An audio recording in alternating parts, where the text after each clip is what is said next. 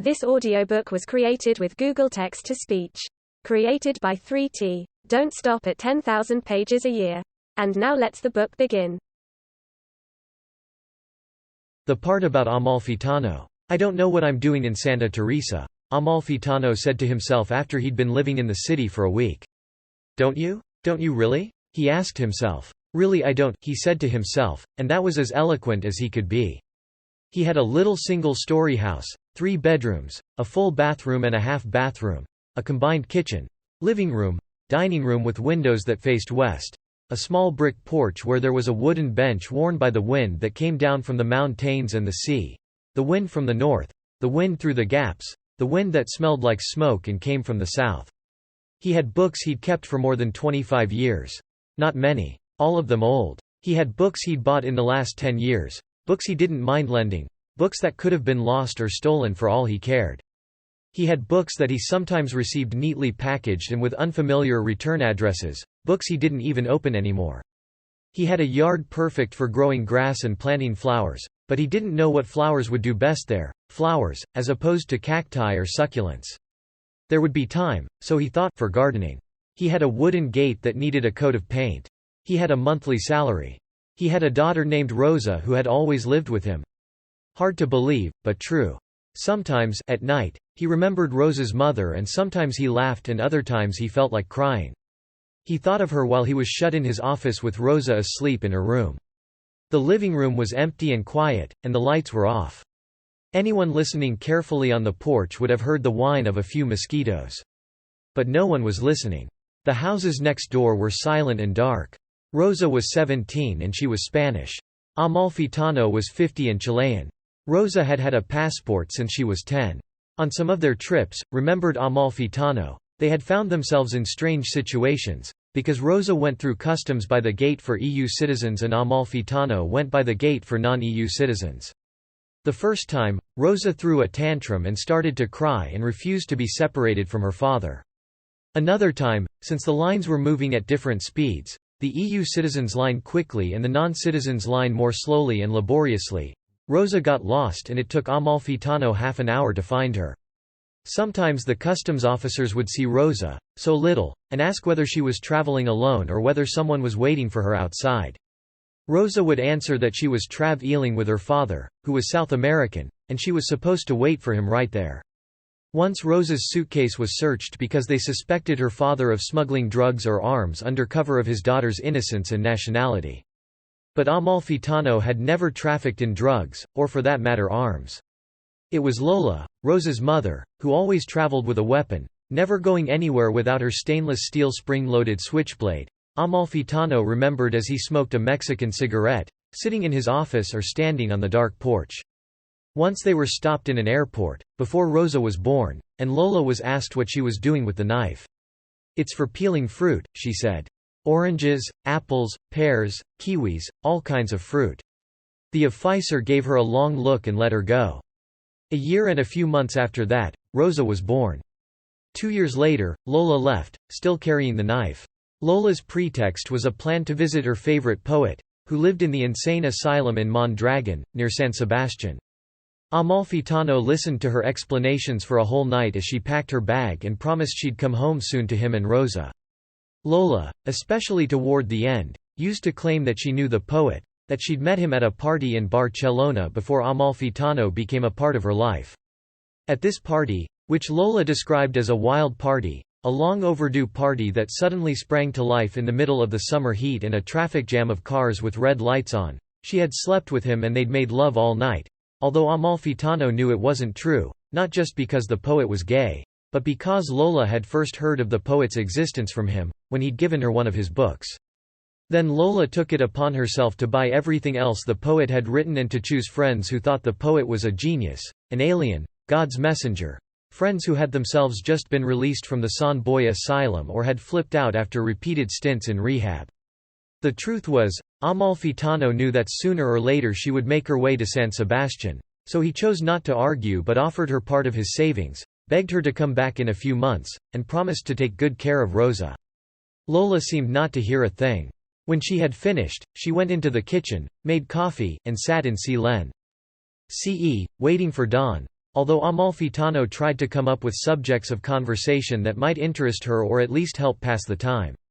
At 6:30 the doorbell rang and Lola jumped. "They've come for me," she said, and since she didn't move, Amalfitano had to get up and ask over the intercom who it was. He heard a weak voice saying, "It's me." "Who is it?" asked Amalfitano. "Let me in, it's me," said the voice. "Who?" asked Amalfitano. The voice, while still barely audible, seemed indignant at the interrogation. Me, it said. Amalfitano closed his eyes and buzzed the door open. He heard the sound of the elevator cables and he went back to the kitchen. Lola was still sitting there, sipping the last of her coffee. "I think it's for you," said Amalfitano. Lola gave no sign of having heard him. "Are you going to say goodbye to Rosa?" asked Amalfitano. Lola looked up and said it was better not to wake her. There were dark circles under her blue eyes. Then the doorbell rang twice and Amalfitano went to open the door. A small woman, no more than 5 feet tall, gave him a brief glance and murmured an unintelligible greeting, then brushed past him and went straight to the kitchen, as if she knew Lola's habits better than Amalfitano did. When he returned to the kitchen he noticed the woman's knapsack, which she had left on the floor by the refrigerator, smaller than Lola's, almost a miniature. The woman's name was Immaculata, but Lola called her Ima. Amalfitano had encountered her a few times in the apartment when he came home from work, and then the woman had told him her name and what she liked to be called. Ima was short for Immaculata, in Catalan, but Lola's friend wasn't Catalan and her name wasn't Immaculata with a double M. Either, it was Immaculata, and Amalfitano, for phonetic reasons, preferred to call her Inma, although each time he did his wife scolded him, until he decided not to call her anything. He watched them from the kitchen door. He felt much calmer than he had expected. Lola and her friend had their eyes fixed on the formica table, although Amalfitano couldn't help noticing that both looked up now and then and stared at each other with an intensity unfamiliar to him. Lola asked whether anyone wanted more coffee. "She means me," thought Amalfitano. Immaculata shook her head and said there was no time, they should get moving, since before long there would be no way out of Barcelona. "She talks as if Barcelona were a medieval city," thought Amalfitano. Lola and her friend stood up.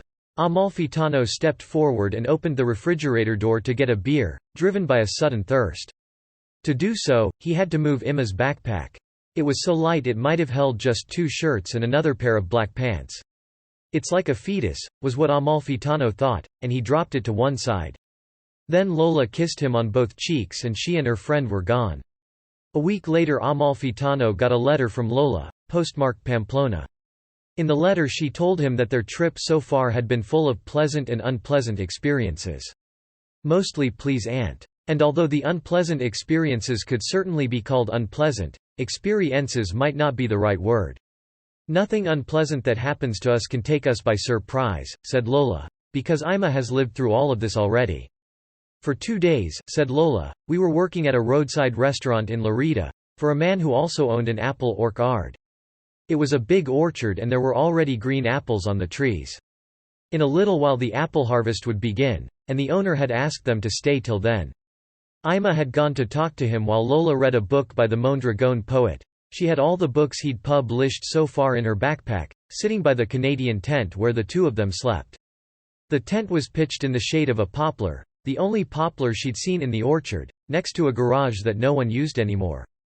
A little while later, Ima came back, and she didn't want to explain the deal the restaurant owner had offered her. The next day they headed back out to the highway to hitchhike, without telling anyone goodbye. In Zaragoza they stayed with an old friend of Ima's from university. Lola was very tired and she went to bed early, and in her dreams she heard laughter and loud voices and scolding, almost all Ima's but some her friends, too. They talked about the old days, about the struggle against Franco, about the Woe Men's prison in Zaragoza. They talked about a pit, a very deep hole from which oil or coal could be extracted, about an underground jungle, about a commando team of female suicide bombers. Then Lola's letter took an abrupt turn. "I'm not a lesbian," she said. "I don't know why I'm telling you this. I don't know why I'm treating you like a child by saying it. Homosexuality is a lie, it's an act of violence committed against us in our adolescence," she said. "Ima knows this. She knows it, she knows it, she's too clear-sighted not to, but all she can do is help. Ima is a lesbian. Every day hundreds of thousands of cows are sacrificed. Every day a herd of herbivores or several herds cross the valley, from north to south, so slowly but so fast it makes me sick, right now, now, do you understand, Oscar? No, thought Amalfitano, I don't, as he held the letter in his two hands like a life raft of reeds and grasses, and with his foot he steadily rocked his daughter in her seat. Then Lola described again the night when she'd made love with the poet, who lay in majestic and semi-secret repose in the Mondragon asylum. He was still free back then, he hadn't yet been committed to any institution. He lived in Barcelona, with a gay philosopher, and they threw parties together once a week or once every 2 weeks. This was before I knew you. I don't know whether you'd come to Spain yet or whether you were in Italy or France or some filthy Latin American hole. Gay philosophers' parties were famous in Barcelona. People said the poet and the philosopher were lovers, but it never looked that way.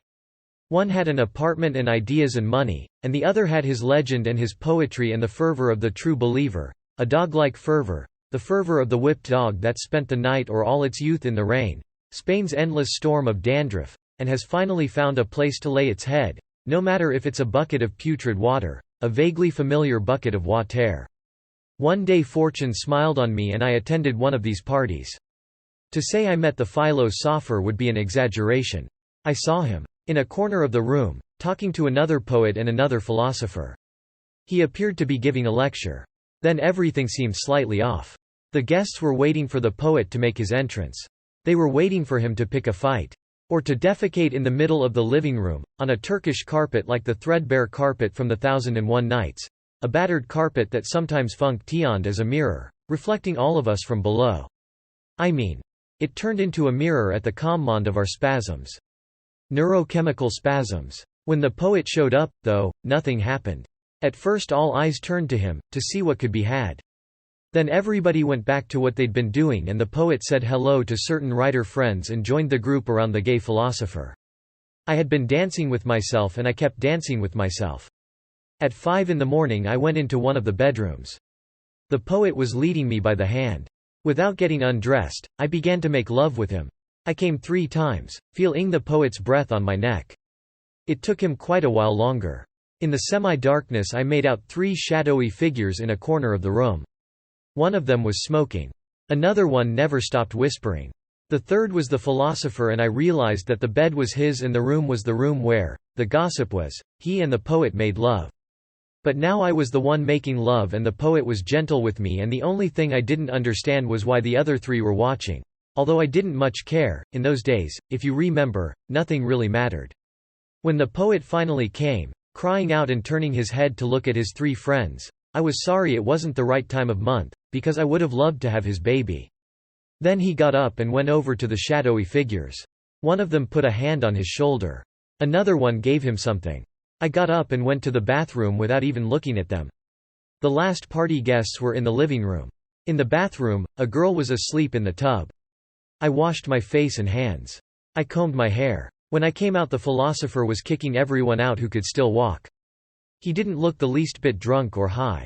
He looked fresh, as if he'd just got up and drunk a big glass of orange juice. I left with a couple of people I'd met at the party. At that hour only the drugstore on Las Ramblas was open and we headed there without a word. At the drugstore I ran into a girl I'd known a few years before who was a reporter for a Joblanco, although it disgusted her to work there. She started to talk to me about moving to Madrid. She asked if I felt like I needed a change. I shrugged my shoulders. All cities are more or less the same, I said. What I was really thinking about was the poet and what he and I had just done. A gay man doesn't do that. Everyone said he was gay, but I knew it wasn't true. Then I thought about the confusion of the senses and I understood everything. I knew the poet had lost his way, he was a lost child and I could save him, give him back a small part of all he'd given me.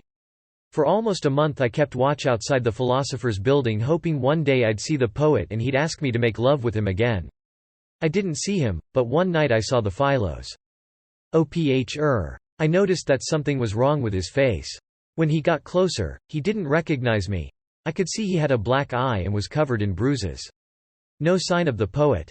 Sometimes I tried to guess, by the lights, what floor the apartment was on. Sometimes I saw shadows behind the curtains. Sometimes someone, an older woman, a man in a tie, a long-faced adolescent, would open a window and look out at the grid of Barcelona at dusk. One night I discovered I wasn't the only one there, spying on the poet or waiting for him to appear. A kid, maybe 18, maybe younger, was quietly keeping watch from the opposite sidewalk. He hadn't noticed me because clearly he was the heedless type, a dreamer.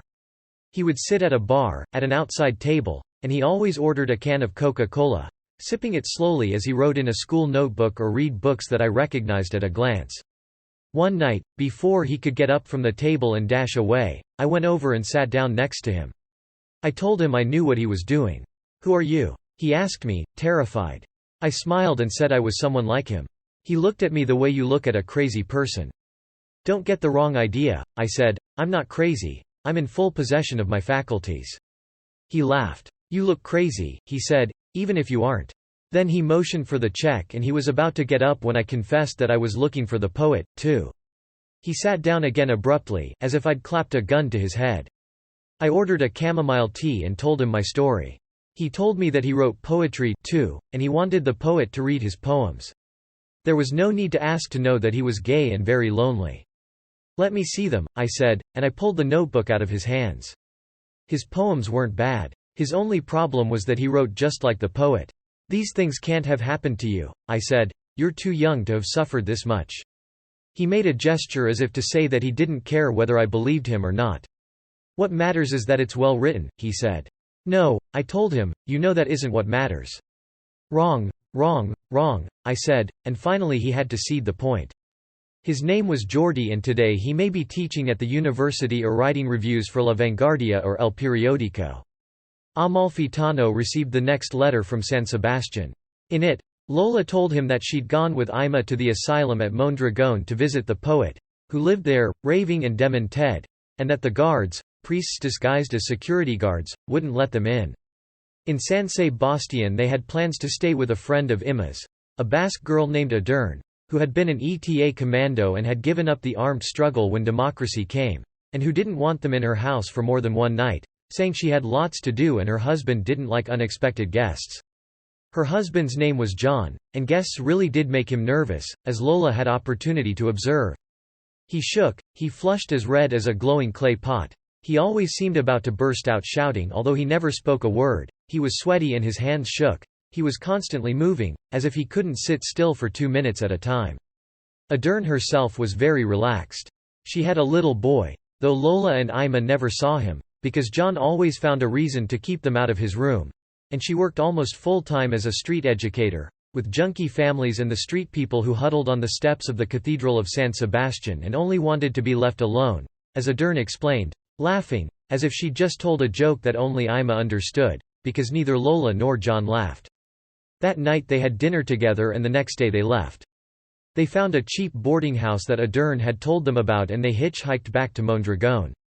They weren't allowed into the asylum this time either, but they settled for studying it from the outside, noting and committing to memory all the dirt and gravel roads they could see, the grey walls, the rises and curves of the land, the walks taken by the inmates and their caretakers, whom they watched from a distance, the curtains of trees following one after the other at unpredictable intervals or in a pattern they didn't understand, and the brush where they thought they saw flies, by which they deduced that some of the inmates and maybe even a worker or two urinated there in the dark or as night fell. Then they sat together by the side of the road and ate the cheese sandwiches they'd brought from San Sebastian, without talking, or musing as if to themselves on the fractured shadows that the asylum of Mondragón cast over its surroundings. For their third try, they called to make an appointment. Ima passed herself off as a reporter from a Barcelona newspaper and Lola claimed to be a poet. This time they got to see him. Lola thought he looked older, his eyes sunken, his hair thinner than before. At first they were accompanied by a doctor or priest, who led them down the endless corridors, painted blue and white, until they came to a nondescript room where the poet was waiting. It was Lola's impression that the asylum people were proud to have him as a patient. All of them knew him, all of them greeted him as he headed to the garden or went to receive his daily dose of tranquilizers. When they were alone she told him that she'd missed him, that for a while she'd kept watch over the philosopher's apartment in the Ensanche, and that despite her perseverance she'd never seen him again. "It's not my fault," she said, "I did everything I could." The poet looked her in the eyes and asked for a cigarette. Ima was standing next to the bench where they were sitting and wordlessly she handed him a cigarette. The poet said thank you, and then he said perseverance. I was, said Lola, who was turned toward him, her gaze fixed on him, although out of the corner of her eye she saw that Ima, after flicking her lighter, had taken a book out of her bag and begun to read, standing there like a tiny and infinitely patient Amazon, the lighter still visible in one of her hands as she held the book. Then Lola started to talk about the trip they had made together.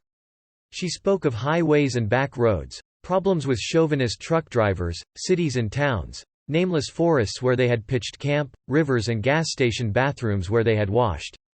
The poet, meanwhile, blew smoke out of his mouth and nose, making perfect rings, bluish nimbuses, grey cumulon imbuses that dissolved in the park breeze or were carried off toward the edge of the grounds where a dark forest rose, the branches of the trees silver in the light falling from the hills. As if to gain time, Lola described the 2 previous visits, fruitless but eventful. And then she told him what she had really come to say. That she knew he wasn't gay, she knew he was a prisoner and wanted to escape, she knew that love, no matter how mistreated or mutilated, always left room for hope, and that hope was her plan, or the other way around, and that its materialization, its objectification, consisted of his fleeing the asylum with her and heading for France. What about her? Asked the poet, who was taking 16 pills a day and recording his visions, and he pointed at Ima, who read on undaunted, still standing, as if her skirts and underskirts were made of concrete and she couldn't sit down. She'll help us, said Lola. In fact, the plan was hers in the first place. We'll cross into France over the mountains, like pilgrims. We'll make our way to Saint-Jean-de-Luz and take the train to Paris, traveling through the countryside, which is the prettiest in the world at this time of year. We'll live in hostels. That's Ima's plan. She and I will work cleaning or taking care of children in the wealthy neighborhoods of Paris while you write poetry. At night you'll read us your poems and make love to me. That's Ima's plan, worked out to the last detail. After 3 or 4 months I'll be pregnant, and that will prove for once and for all that you aren't a non-breeder, the last of your line. What more can our enemy families want? I'll keep working a few more months, but when the time comes, Ima will have to work twice as hard. We'll live like mendicants or child prophets while Paris trains a distant eye on fashion, movies, games of chance, French and American literature, gastronomy, the gross domestic product, arms exports, the manufacture of massive batches of anesthesia. All mere backdrop for our fetus's first few months. Then, when I'm 6 months pregnant, we'll go back to Spain, though this time we won't cross over at Irun but at La Jonquera or Port Beau, into Catalan country. The poet looked at her with interest, and also at Ima, who never took her eyes off his poems he'd written perhaps 5 years ago, he thought, and he began to blow smoke rings again, in the most unlikely shapes, as if he'd spent his long stay in Mondragon perfecting that peculiar art. How do you do it? Asked Lola. With the tongue, and by pursing the lips a certain way, he said. Sometimes by making a kind of fluted shape. Sometimes like someone who's burned himself. Sometimes like sucking a small to medium dick. Sometimes like shooting a Zen arrow with a Zen bow into a Zen pavilion. Ah, I understand, said Lola. You read a poem, said the poet. Ima looked at him and raised the book a little higher, as if she was trying to hide behind it. Which poem? Whichever one you like best, said the poet. I like them all, said Irma. So read one, said the poet. When Ima had finished reading a poem about a labyrinth and Ariadne lost in the labyrinth and a young Spaniard who lived in a Paris garret, the poet asked if they had any chocolate. No, said Lola. We don't smoke these days, said Ima. We're focusing all our efforts on getting you out of here. The poet smiled. I didn't mean that kind of chocolate, he said, I meant the other kind, the kind made with cocoa and milk and sugar. Oh, I see, said Lola, and they both were forced to admit they hadn't brought anything like that either. They remembered that they had cheese sandwiches in their bags, wrapped in napkins and aluminum foil, and they offered them to him, but the poet seemed not to hear. Before it began to get dark, a flock of big blackbirds flew over the park, vanishing northward. A doctor approached along the gravel path, his white robe flapping in the evening breeze. When he reached them he asked the poet how he felt, calling him by his first name as if they'd been friends since adolescence. The poet gave him a blank look, and, calling him by his first name too, said he was a little tired. The doctor, whose name was Gorka and who couldn't have been more than 30, sat down beside him and put a hand on his forehead, then took his pulse. You're doing fucking great, man, he said. And how are the ladies? He asked, with a smile full of health and cheer. Ima didn't answer. Lola had the sense that Ima was dying behind her book. "Just fine," she said. "It's been a while since we saw each other and we're having a wonderful time." "So you knew each other already?" asked the doctor. "Not me," said Ima, and she turned the page. "I knew him," said Lola. "We were friends a few years ago, in Barcelona, when he lived in Barcelona. In fact," she said, looking up at the last blackbirds, the stragglers, taking flight just as someone turned on the park lights from a hidden switch in the asylum, "we were more than friends." "How interesting," said Gorka, his eyes on the birds, which at that time of day and in the artificial light had a burnished glow. "What year was that?" asked the doctor. "It was 1979 or 1978. I can't remember now," said Lola in a faint voice. "I hope you won't think I'm indiscreet," said the doctor, "but I'm writing a biography of our friend, and the more information I can gather on his life, the better, wouldn't you say?" "Someday he'll leave here," said Gorka, smoothing his eyebrows. "Someday the Spanish public will have to recognize him as one of the greats. I don't mean they'll give him a prize, hardly. No Príncipe de Asturias or Cervantes for him. Let alone a seat in the Academy. Literary careers in Spain are for social climbers, operators, and ass-kissers, if you'll pardon the expression. But someday he'll leave here. There's no question about that. Someday I'll leave, too. And so will my patients and my colleagues' patients. Someday all of us will finally leave Mondragón, and this noble institution, ecclesiastical in origin, charitable in aim, will stand abandoned. Then my biography will be of interest and I'll be able to publish it. But in the meantime, as you can imagine, it's my duty to collect information, dates, names, confirm stories, some in questionable taste, even damaging, others more picturesque, stories that revolve around a chaotic center of gravity, which is our friend here, or what he's willing to reveal, the ordered self he presents, ordered verbally. I mean, according to a strategy I think I understand, although its purpose is a mysteri to me. An order concealing a verbal disorder that would shake us to the core if ever we were to experience it, even as spectators of a staged performance. "Doctor, you're a sweetheart," said Lola. Ima ground her teeth. Then Lola began to tell Gorka about her heterosexual experience with the poet, but her friend sidled over and kicked her in the ankle with the pointed toe of her shoe. Just then, the poet, who had begun to blow smoke rings again, remembered the apartment in Barcelona's Ensanche and remembered the philosopher, and although his eyes didn't light up, part of his bone structure did. The jaws, the chin, the hollow cheeks, as if he'd been lost in the Amazon and 3 civilian friars had rescued him, or a monstrous 3-headed friar, which held no terror for him either. So, turning to Lola, he asked her about the philosopher, said the philosopher's name, talked about his stay in the philosopher's apartment, the months he'd spent in Barcelona with no job, playing stupid jokes, throwing books that he hadn't bought out the window, as the philosopher ran down the stairs to retrieve them, which wasn't always possible, playing loud music, practically never sleeping and laughing all the time, taking the occasional assignment as a translator or lead reviewer, a liquid star of boiling water. And then Lola was afraid and she covered her face with her hands. And Ima, who had at last put the book of poems away in her pocket, did the same, covering her face with her small, knotty hands. And Gorka looked from the 2 women to the poet and laughter bubbled up inside him. But before the laughter could fade in his placid heart, Lola said the philosopher had recently died of AIDS. "Well, well, well," said the poet. "He who laughs last, laughs best," said the poet. "The early bird doesn't always catch the worm," the poet said. "I love you," said Lola. The poet got up and asked Ima for another cigarette. "For tomorrow," he said. The doctor and the poet made their way down one path toward the asylum. Lola and Ima took a different path toward the gate, where they ran into the sister of another lunatic and the son of a laborer, also mad, and a woman with a sorrowful look whose cousin was interned in the asylum. They returned the next day but were told that the patient was on bedrest. The same thing happened the following days. One day their money ran out, and Ima decided to take to the road again, this time heading south, to Madrid, where she had a brother who had done well for himself under the democracy and whom she planned to ask for a loan. Lola didn't have the strength to travel and the 2 women agreed that she should wait at the boarding house, as if nothing had happened, and Ima would be back in a week. Alone, Lola killed time writing long letters to Amalfitano in which she described her daily life in San Sebastian and the area around the asylum, which she visited every day. Clinging to the fence, she imagined that she was establishing telepathic contact with the poet. Most of the time she would find a clearing in the nearby woods and read or pick little flowers and bunches of grasses with which she made bouquets that she dropped through the railings or took back to the boarding house.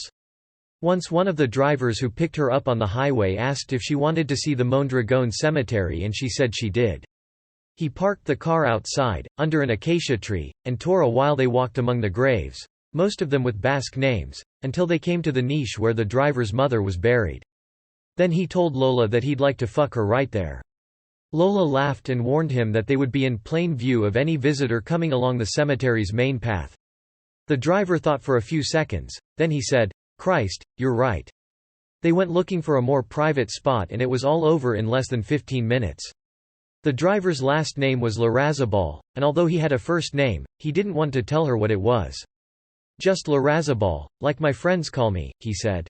Then he told Lola that this wasn't the first time he'd made love in the cemetery. He'd been there with a sort of girlfriend before, with a girl he'd met at a club, and with 2 prostitutes from San Sebastian. As they were leaving, he tried to give her money, but she wouldn't take it.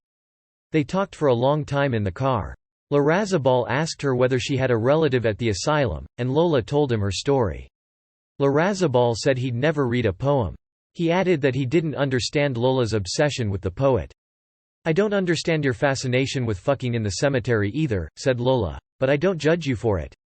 True, Larrazabal admitted, everyone's got obsessions. Before Lola got out of the car, at the entrance to the asylum, Larrazabal snuck a 5,000 peseta note into her pocket.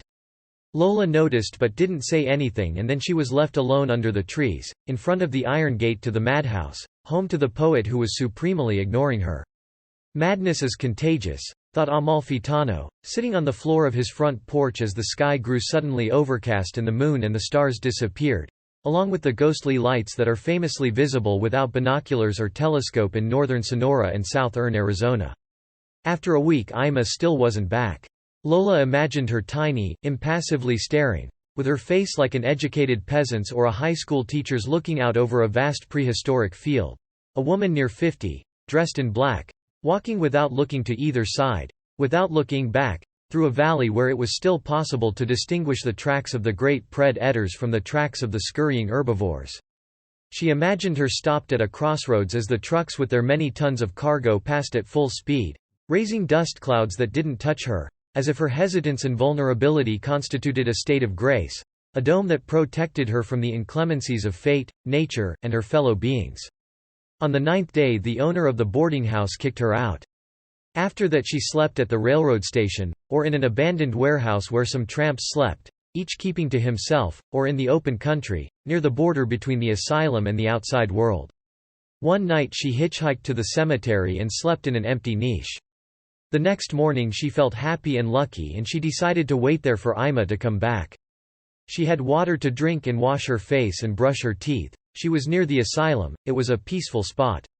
One afternoon, as she was laying a shirt that she had just washed out to dry on a white slab propped against the cemetery wall, she heard voices coming from a mausoleum. And she went to see what was happening. The mausoleum belonged to the Lagasca family, and judging by the state it was in, the last of the Lagascas had long since died or moved far away. Inside the crypt she saw the beam of a flashlight and she asked who was there. "Christ, it's you," she heard a voice say inside. She thought it might be thieves or workers restoring the mausoleum or grave robbers. Then she heard a kind of meow, and when she was about to turn away she saw Larrazabal's sallow face at the barred door of the crypt. Then a woman came out. Larrazabal ordered her to wait for him by his car, and for a while he and Lola talked and strolled arm in arm along the cemetery paths until the sun began to drop behind the worn edges of the niches. Madness really is contagious, and friends are a blessing, especially when you're on your own. It was in these words, years before, in a letter with no postmark, that Lola had told Amalfitano about her chance encounter with Larrazabal, which ended with him forcing her to accept a loan of 10,000 pesetas and promising to come back the next day, before he got in his car, motioning to the prostitute who was waiting impatiently for him to do the same. That night Lola slept in her niche, although she was tempted to try the open crypt, happy because things were looking up. The next morning, she scrubbed herself all over with a wet rag, brushed her teeth, combed her hair, put on clean clothes, then went out to the highway to hitchhike to Mondragón. In town she bought some goat cheese and bread and had breakfast in the square, hungrily, since she honestly couldn't remember the last time she'd eaten. Then she went into a bar full of construction workers and had coffee. She'd forgotten when La Rosa Bal had said he'd come to the cemetery, but that didn't matter, and in the same distant way, La Razabal and the cemetery and the town and the tremulous early morning landscape didn't matter to her either. Before she left the bar she went into the bathroom and looked at herself in the mirror. She walked back to the highway and stood there waiting until a woman stopped and asked where she was going. "To the asylum," said Lola. Her reply clearly took the woman aback, but she told her to get in nevertheless. That's where she was going. "Are you visiting someone or are you an inmate?" she asked Lola. "I'm visiting," answered Lola. The woman's face was thin and long, her almost non-existent lips giving her a cold, calculating look. Although she had nice cheekbones and she dressed like a professional woman who is no longer single, who has a house, a husband, maybe even a child to care for. "My father is there," she confessed. Lola didn't say anything. When they reached the entrance, Lola got out of the car and the woman went on alone. For a while Lola wandered along the edge of the asylum grounds. She heard the sound of horses and she guessed that somewhere, on the other side of the woods, there must be a riding club or school. At a certain point she spotted the red-tiled roof of a house that wasn't part of the asylum. She retraced her steps. She returned to the section of fence that gave the best view of the grounds. As the sun rose higher in the sky she saw a tight knot of patients emerge from a slate outbuilding. Then they scattered to the benches in the park and lit cigarettes. She thought she saw the poet. He was with 2 inmates and he was wearing jeans and a very tight white t-shirt. She waved to him, shyly at first, as if her arms were stiff from the cold, then openly, tracing strange patterns in the still cold air, trying to give her signals a laser-like urgency, trying to transmit telepathic messages in his direction. 5 minutes later, she watched as the poet got up from his bench and one of the lunatics kicked him in the legs. With an effort she resisted the urge to scream. The poet turned around and kicked back. The lunatic, who was sitting down again, took it in the chest and dropped like a little bird. The inmate smoking next to him got up and chased the poet for 30 feet, aiming kicks at his ass and throwing punches at his back. Then he returned calmly to his seat, where the other inmate had revived and was rubbing his chest, neck, and head, which anyone would call excessive, since he had been kicked only in the chest. At that moment Lola stopped signaling. One of the lunatics on the bench began to masturbate. The othr1, the one in exaggerated pain, felt in one of his pockets and pulled out a cigarette. The poet approached them. Lola thought she heard his laugh. An ironic laugh, as if he were saying, "Boys, you can't take a joke." But maybe the poet wasn't laughing. Maybe, Lola said in her letter to Amalfitano, it was my madness that was laughing. In any case, whether it was her madness or not, the poet went over to the other 2 and said something to them. Neither of the lunatics answered. Lola saw them. They were looking down, at the life throbbing ground level, between the blades of grass and under the loose clumps of dirt. A blind life in which everything had the transparency of water. The poet, however, must have scanned the faces of his companions in misfortune, first one and then the other, looking for a sign that would tell him whether it was safe for him to sit down on the bench again. Which he finally did. He raised his hand in a gesture of truce or surrender and he sat between the other 2. He raised his hand the way someone might raise a tattered flag. He moved his fingers, each finger, as if his fingers were a flag in flames, the flag of the unvanquished. And he sat between them and then he looked at the one who was masturbating and said something into his ear. This time Lola couldn't hear him but she saw clearly how the poet's left hand groped its way into the other inmate's robe. And then she watched the 3 of them smoke. And she watched the artful spirals issuing from the poet's mouth and nose. The next and final letter Amalfitano received from his wife wasn't postmarked but the stamps were French. In it Lola recounted a conversation with La Razabal. "Christ, you're lucky," said La Razabal, "my whole life I've wanted to live in a cemetery, and look at you. The minute you get here, you move right in. A good person, La Razabal." He invited her to stay at his apartment. He offered to drive her each morning to the Mondragon Asylum, where Spain's greatest and most self-deluding poet was studying osteology. He offered her money without asking for anything in return. One night he took her to the movies. Another night he went with her to the boarding house to ask whether there was any word from Ima. Once, late one Saturday night, after they'd made love for hours, he proposed to her and he didn't feel offended or stupid when Lola reminded him that she was already married. A good person, Larrazabal. He bought her a skirt at a little street fair and he bought her some brand-name jeans at a store in downtown San Sebastian. He talked to her about his mother, whom he'd loved dearly, and about his siblings, to whom he wasn't close. None of this had much of an effect on Lola, or rather it did, but not in the way he had hoped. For her, those days were like a prolonged parachute landing after a long spaceflight. She went to Mondragón once every 3 days now, instead of once a day, and she looked through the fence with no hope at all of seeing the poet, seeking at most some sign, a sign that she knew beforehand she would never understand or that she would understand only many years later, when none of it mattered anymore. Sometimes, without calling first or leaving a note, she wouldn't sleep at Larrazabal's apartment and he would go looking for her at the cemetery, the asylum, the old boarding house where she'd stayed, the places where the tramps and transients of San Sebastian gathered. Once he found her in the waiting room of the train station. Another time he found her sitting on a seafront bench at La Concha, at an hour when the only people out walking were two opposite types, those running out of time and those with time to burn. In the morning it was Larrazabal who made breakfast. At night, when he came home from work, he was the one who made dinner. During the day Lola drank only water, lots of it, and ate a little piece of bread or a roll small enough to fit in her pocket, which she would buy at the corner bakery before she went roaming. One night, as they were showering, she told Larrazabal that she was planning to leave and asked him for money for the train. "I'll give you everything I've got," he answered, "but I can't give you money to go away so I never see you again." Lola didn't insist. Somehow, though she didn't tell Amalfitano how she did it, she scraped together just enough money for a ticket, and one day at noon she took the train to France. She was in Bayonne for a while. She left for Lens. She returned to Bayonne. She was in Pau and in Lourdes. One morning she saw a train full of sick people, paralyzed people, adolescents with cerebral palsy, farmers with skin cancer, terminally ill Castilian bureaucrats, polite old ladies dressed like Carmelite nuns, people with rashes, blind children, and without knowing how she began to help them, as if she were a nun in jeans stationed there by the church to aid and direct the desperate, who one by one got on buses parked outside the train station or waited in long lines as if each person were a scale on a giant and old and cruel but vigorous snake. Then trains came from Italy and from the north of France, and Lola went back and forth like a sleepwalker, her big blue eyes unblinking, moving slowly, since the weariness of her days was beginning to weigh on her, and she was permitted entry to every part of the station, some rooms converted into first aid posts, others into resuscitation posts, and just one, discreetly located, converted into an improvised morgue for the bodies of those whose strength hadn't been equal to the accelerated wear and tear of the train trip.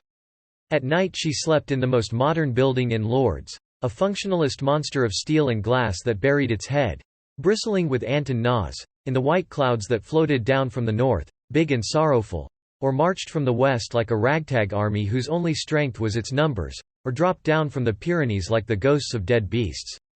There she would sleep in the trash compartments, which she entered through a tiny door.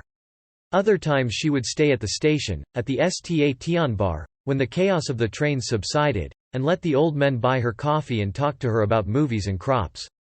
One afternoon she thought she saw Ima get off the train from Madrid escorted by a troop of cripples. She was the same height as Ima, she was wearing long black skirts like Ima, her doleful Castilian nun's face was just like Ima's face. Lola sat still until she had gone by and didn't call out to her, and 5 minutes later she elbowed her way out of the Lourdes station and the town of Lourdes and walked to the highway, and only then did she try to thumb a ride. For 5 years, Amalfitano had no news of Lola.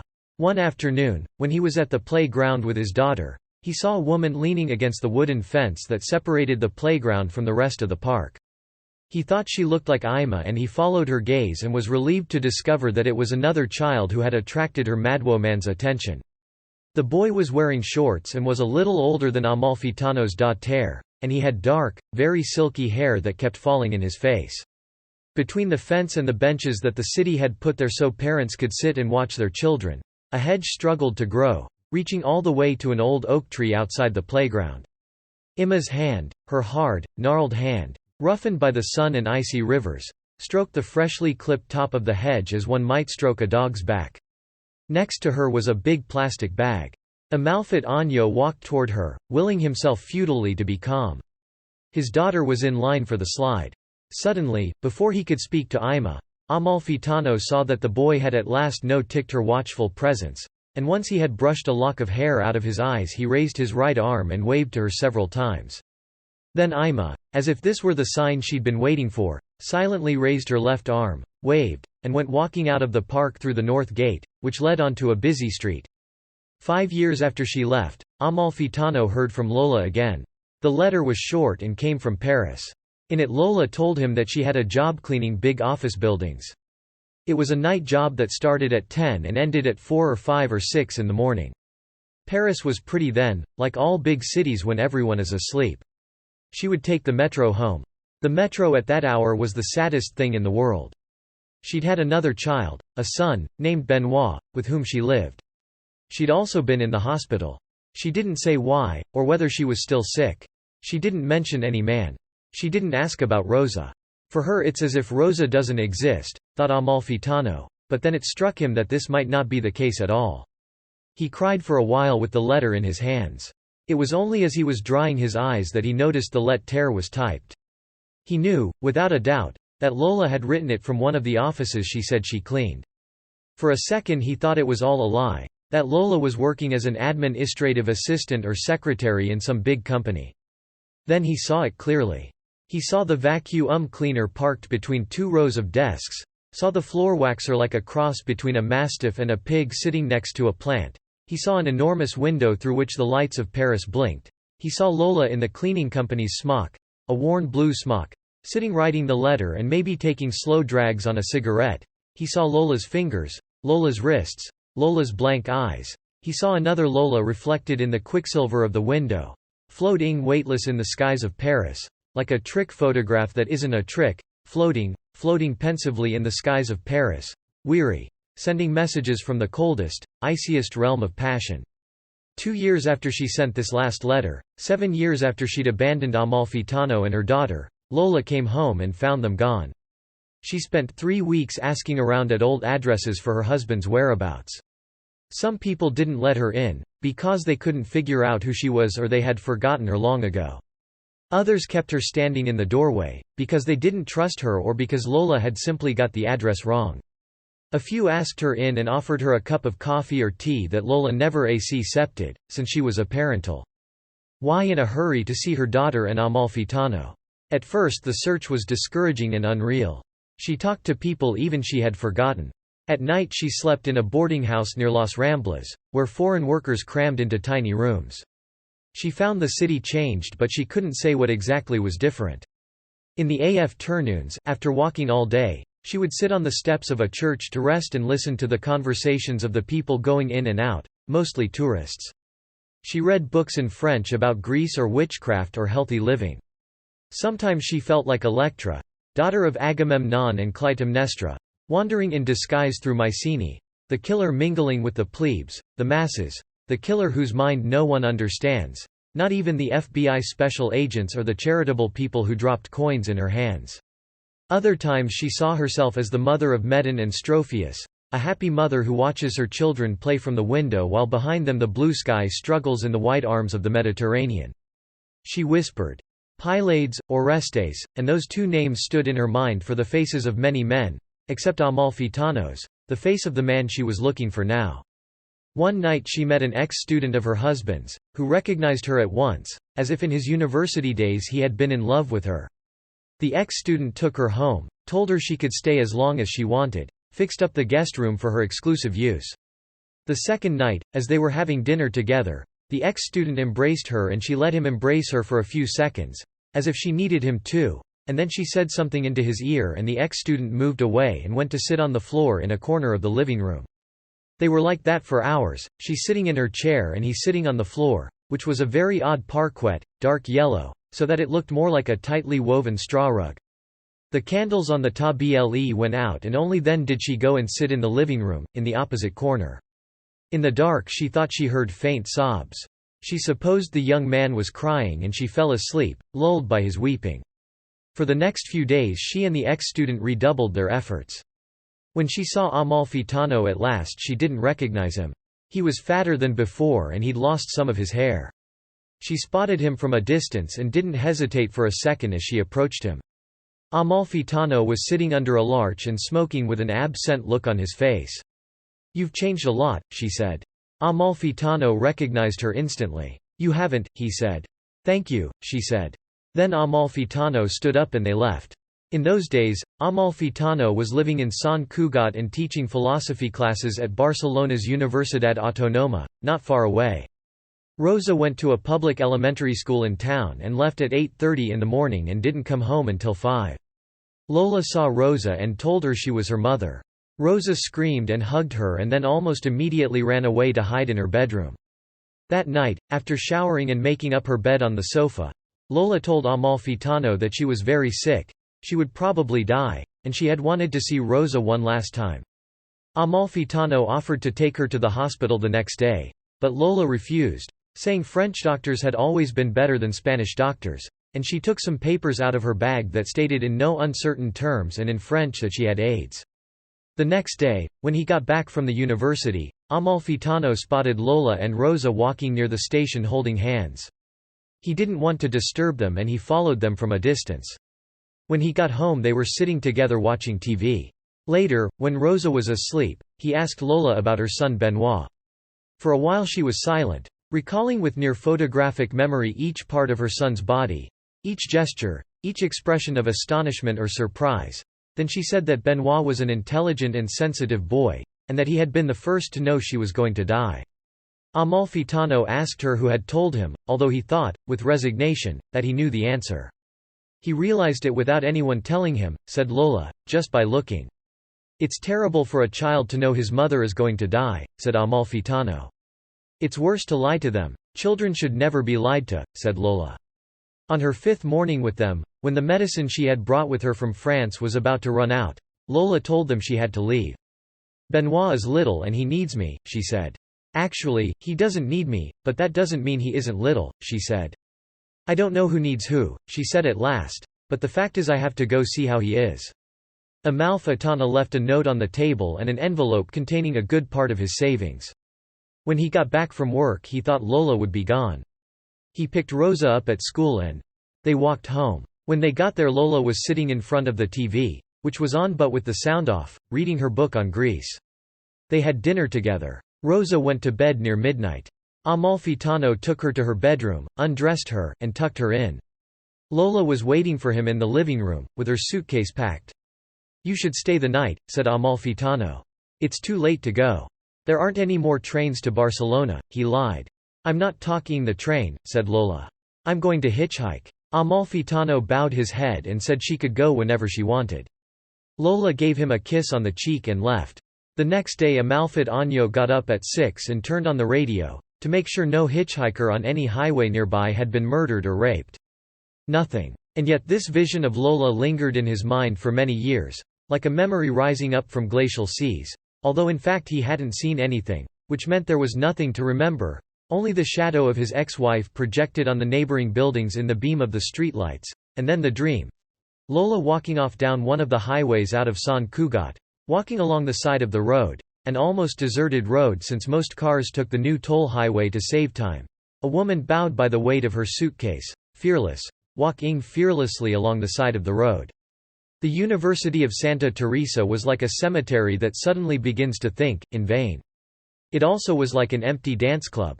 One afternoon Amalfitano went into the yard in his shirtsleeves, like a feudal lord riding out on horseback to survey his lands. The moment before, he'd been sitting on the floor of his study opening boxes of books with a kitchen knife, and in one of the boxes he'd found a strange book, a book he didn't remember ever buying or receiving as a gift. The book was Rafael Dieste's Testamento Geométrico, published by Ediciones del Castro in La Coruña, in 1975, a book evidently about geometry, a subject that meant next to nothing to Amalfitano, divided into 3 parts. The first an introduction to Euclid, Lobachevsky and Riemann, the second concerning the geometry of motion, and the third titled 3 Proofs of the V postulate. This last was the most enigmatic by far since Amalfitano had no idea what the V postulate was or what it consisted of, nor did he mean to find out, although this was probably owing not to a lack of curiosity, of which he possessed an ample supply, but to the heat that swept Santa Teresa in the afternoons, the dry, dusty heat of a bitter sun, inescapable unless you lived in a new apartment with air conditioning, which Amalfitano didn't. The publication of the book had been made possible thanks to the support of some friends of the author, friends who'd been immortalized in a photograph that looked as if it was taken at the end of a party, on page 4, where the publisher's information usually appears. What it said there was, "The present edition is offered as a tribute to Rafael Dieste by Ramón Baltar Domínguez, Isaac Díaz Pardo, Felipe Fernández Armesto, Francisco Fernández del Riego, Alvaro Gil Varela, Domingo García Sable, Valentín Paz Andrade and Luis Sion López." It struck Amalfitano as odd, to say the least, that the friends' last names had been printed in capitals while the name of the man being honored was in small letters. On the front flap, the reader was informed that the Testamento Geometrico was really 3 books, each independent, but functionally correlated by the sweep of the whole, and then it said, "This work representing the final distillation of Dieste's reflections and research on space, the notion of which is involved in any methodical discussion of the fundamentals of geometry." At that moment, Amalfitano thought he remembered that Rafael Dieste was a poet. A Galician poet, of course, or long settled in Galicia. And his friends and patrons were also Galician, naturally, or long settled in Galicia, where Dieste probably gave classes at the University of La Coruña or Santiago de Compostela. Or maybe he was a high school teacher, teaching geometry to kids of 15 or 16 and looking out the window at the permanently overcast winter sky of Galicia and the pouring rain. And on the back flap there was more about Dieste. It said, "Of the books that make up Dieste's varied but in no way uneven body of work, which always cleaves to the demands of a personal process in which poetic creation and speculative creation are focused on a single object, the closest forerunners of the present book are Nuevo Tratado del Paralelismo, Buenos Aires, 1958, and more recent works, Variaciones sobre Zenon de Elia and ¿Qué es un axioma?" This followed by Movilidad y se Mahanza together in one volume. So, thought Amalfitano, his face running with sweat to which microscopic particles of dust adhered, Dieste's passion for geometry wasn't something new. And his patrons, in this new light, were no longer friends who got together every night at the club to drink and talk politics or football or mistresses. Instead, in a flash, they became distinguished university colleagues, some doubtless retired but others fully active, and all well-to-do or relatively well-to-do, which of course didn't mean that they didn't meet up every so often like provincial intellectuals, or in other words like deeply self-sufficient men, at the La Coruña Club to drink good cognac or whiskey and talk about intrigues and mistresses while their wives, or in the case of the widowers, their housekeepers, were sitting in front of the TV or preparing supper. But the question for Amalfitano was how this book had ended up in one of his boxes. For half an hour he searched his memory, leafing distractedly through Dieste's book. Finally he concluded that for the moment it was a mystery beyond his powers to solve, but he didn't give up. He asked Rosa, who was in the bathroom putting on makeup, if the book was hers. Rosa looked at it and said no. Amalfitano begged her to look again and tell him for sure whether it was hers or not. Rosa asked him if he was feeling all right. "I feel fine," said Amalfitano, "but this book isn't mine and it showed up in one of the boxes of books I sent from Barcelona." Rosa told him, in Catalan, not to worry, and kept putting on her makeup. "How can I not worry," said Amalfitano, also in Catalan, "when it feels like I'm losing my memory?" Rosa looked at the book again and said, "It might be mine." "Are you sure?" asked Amalfitano. "No, it isn't mine," said Rosa. "I'm sure it isn't, in fact, I've never seen it before." Amalfitano left his daughter in front of the bathroom mirror and went back out into the desolate yard, where everything was a dusty brown, as if the desert had settled around his new house, with the book dangling from his hand. He thought back on the bookstores where he might have bought it. He looked at the first page and the last page and the back cover for some sign, and on the first page he found a stamp reading Libreria Falas Novas, S.L., Montero Rios 37, phone 981-59-44-06 and 981-59-44-18, Santiago. Clearly it wasn't Santiago de Chile, the only place in the world where Amalfitano could see himself in a state of total catatonia, walking into a bookstore, choosing some book without even looking at the cover, paying for it, and leaving. Obviously, it was Santiago de Compostela in Galicia. For an instant Amalfitano envisioned a pilgrimage along the Camino de Santiago. He walked to the back of the yard, where his wooden fence met the cement wall surrounding the house behind his. He had never really looked at it. Glass shards, he thought, the owner's fear of unwanted guests. The edges of the shards were reflecting the afternoon sun when Amalfitano resumed his walk around the desolate yard. The wall of the house next door was also bristling with glass, here mostly green and brown glass from beer and liquor bottles. Never, even in dreams, had he been in Santiago de Compostela, Amalfitano had to acknowledge, halting in the shadow of the left-hand wall. But that hardly mattered. Some of the bookstores he frequented in Barcelona carried stock bought directly from other bookstores in Spain, from bookstores that were selling off their inventories or clothing, or, in a few cases, that functioned as both bookstore and distributor. I probably picked it up at Le, he thought, or maybe at La Central. The time I stopped in to buy some philosophy book and the clerk was excited because Per Gimferer, Rodrigo Ray Rosa, and Juan Villoro were all there, arguing about whether it was a good idea to fly, and plane accidents, and which was more dangerous, taking off or landing, and she mistakenly put this book in my bag. La Central, that makes sense. But if that was the way it happened, I'd have discovered the book when I got home and opened the bag or the package or whatever it was. Unless, of course, something terrible or upsetting happened to me on the walk home that eliminated any desire or curiosity I had to examine my new book or books. It's even possible that I might have opened the package like a zombie and left the new book on the night table and Dieste's book on the bookshelf, shaken by something I'd just seen on the street. Maybe a car accident. Maybe a mugging. Maybe a suicide in the subway. Although if I had seen something like that, thought Amalfitano, I would surely remember it now or at least retain a vague memory of it. I wouldn't remember the Testamento Geometrico, but I would remember whatever had made me forget the Testamento Geometrico. And as if this wasn't enough, the biggest problem wasn't really where the book had come from but how it had ended up in Santa Teresa in one of Amalfitano's boxes of books he had chosen in Barcelona before he left. At what point of utter obliviousness had he put it there? How could he have packed a book without ticking what he was doing? Had he planned Ned to read it when he got to the north of Mexico? Had he planned to use it as the starting point for a desultory study of geometry? And if that was his plan, why had he forgotten the moment he arrived in this city rising up in the middle of nowhere? Had the book disappeared from his memory while he and his daughter were flying east to west? Or had it disappeared from his memory as he was waiting for his boxes of books to arrive, once he was in Santa Teresa? Had Dieste's book vanished as a side effect of jet lag? Amalfitano had some rather idiosyncratic ideas about jet lag. They weren't consistent, so it might be an exaggeration to call them ideas.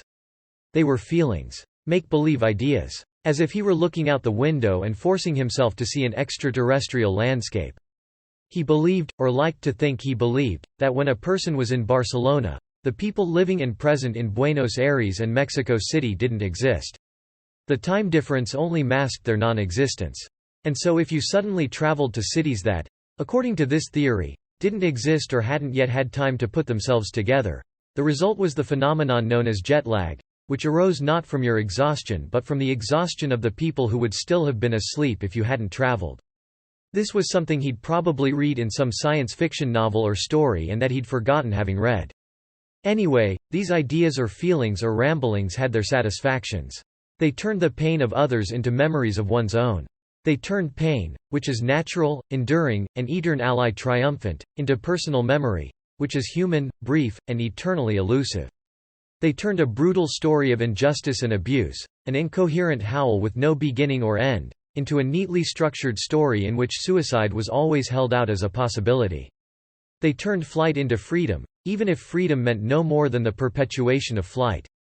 They turned chaos into order, even if it was at the cost of what is commonly known as sanity.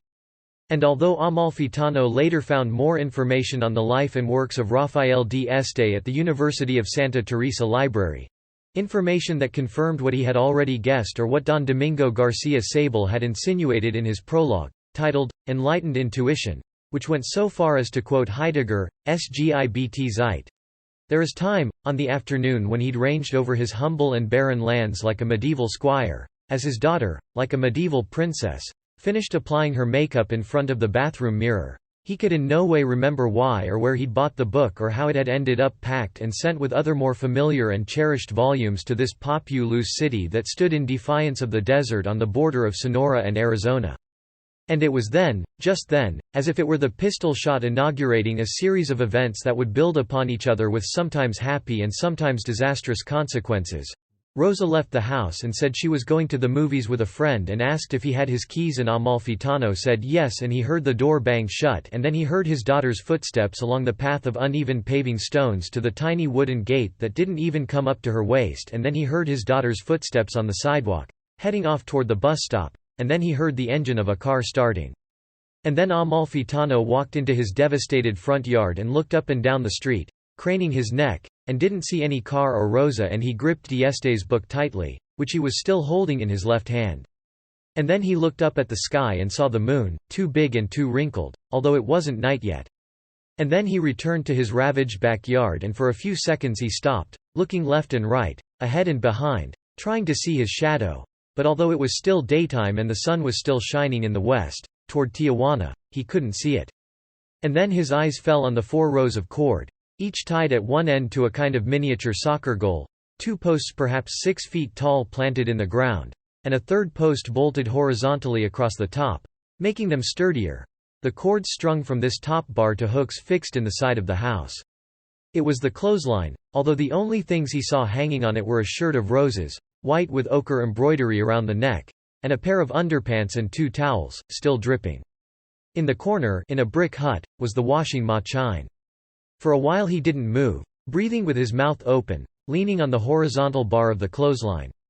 Then he went into the hut as if he were short of oxygen, and from a plastic bag with the logo of the supermarket where he went with his daughter to do the weekly shopping, he took out 3 clothespins, which he persisted in calling perritos, as they were called in Chile, and with them he clamped the book and hung it from one of the cords, and then he went back into the house, feeling much calmer.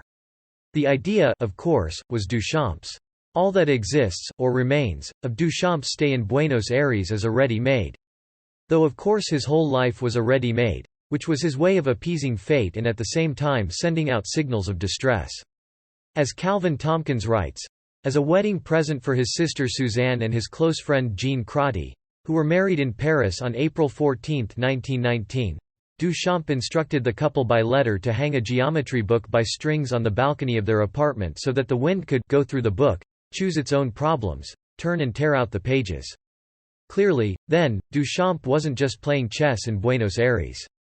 Tompkins continues, this unhappy ready-made, as he called it, might strike some newlyweds as an oddly cheerless wedding gift, but Suzanne and Jean carried out Duchamp's instructions in good spirit.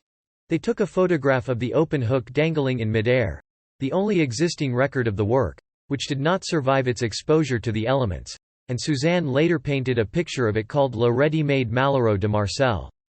As Duchamp later told Caban, it amused me to bring the idea of happy and unhappy into ready-mades, and then the rain, the wind, the pages flying, it was an amusing idea. I take it back. All Duchamp did while he was in Buenos Aires was play chess. Yvonne, who was with him, got sick of all his play science and left for France. According to Tompkins, Duchamp told one interviewer in later years that he had liked disparaging the seriousness of a book full of principles, and suggested to another that, in its exposure to the weather, the treatise seriously got the facts of life. That night, when Rosa got back from the movies, Amalfitano was watching television in the living room and he told her he'd hung D'Este's book on the clothesline. Rosa looked at him as if she had no idea what he was talking about. I mean, said Amalfitano, I didn't hang it out because it got sprayed with the hose or dropped in the water. I hung it there just because. To see how it survives the assault of nature, to see how it survives this desert climate. I hope you aren't going crazy, said Rosa. No, don't worry, said Amalfitano, in fact looking quite cheerful. I'm telling you so you don't take it down. Just pretend the book doesn't exist. Fine, Rosa said, and she shut herself in her room.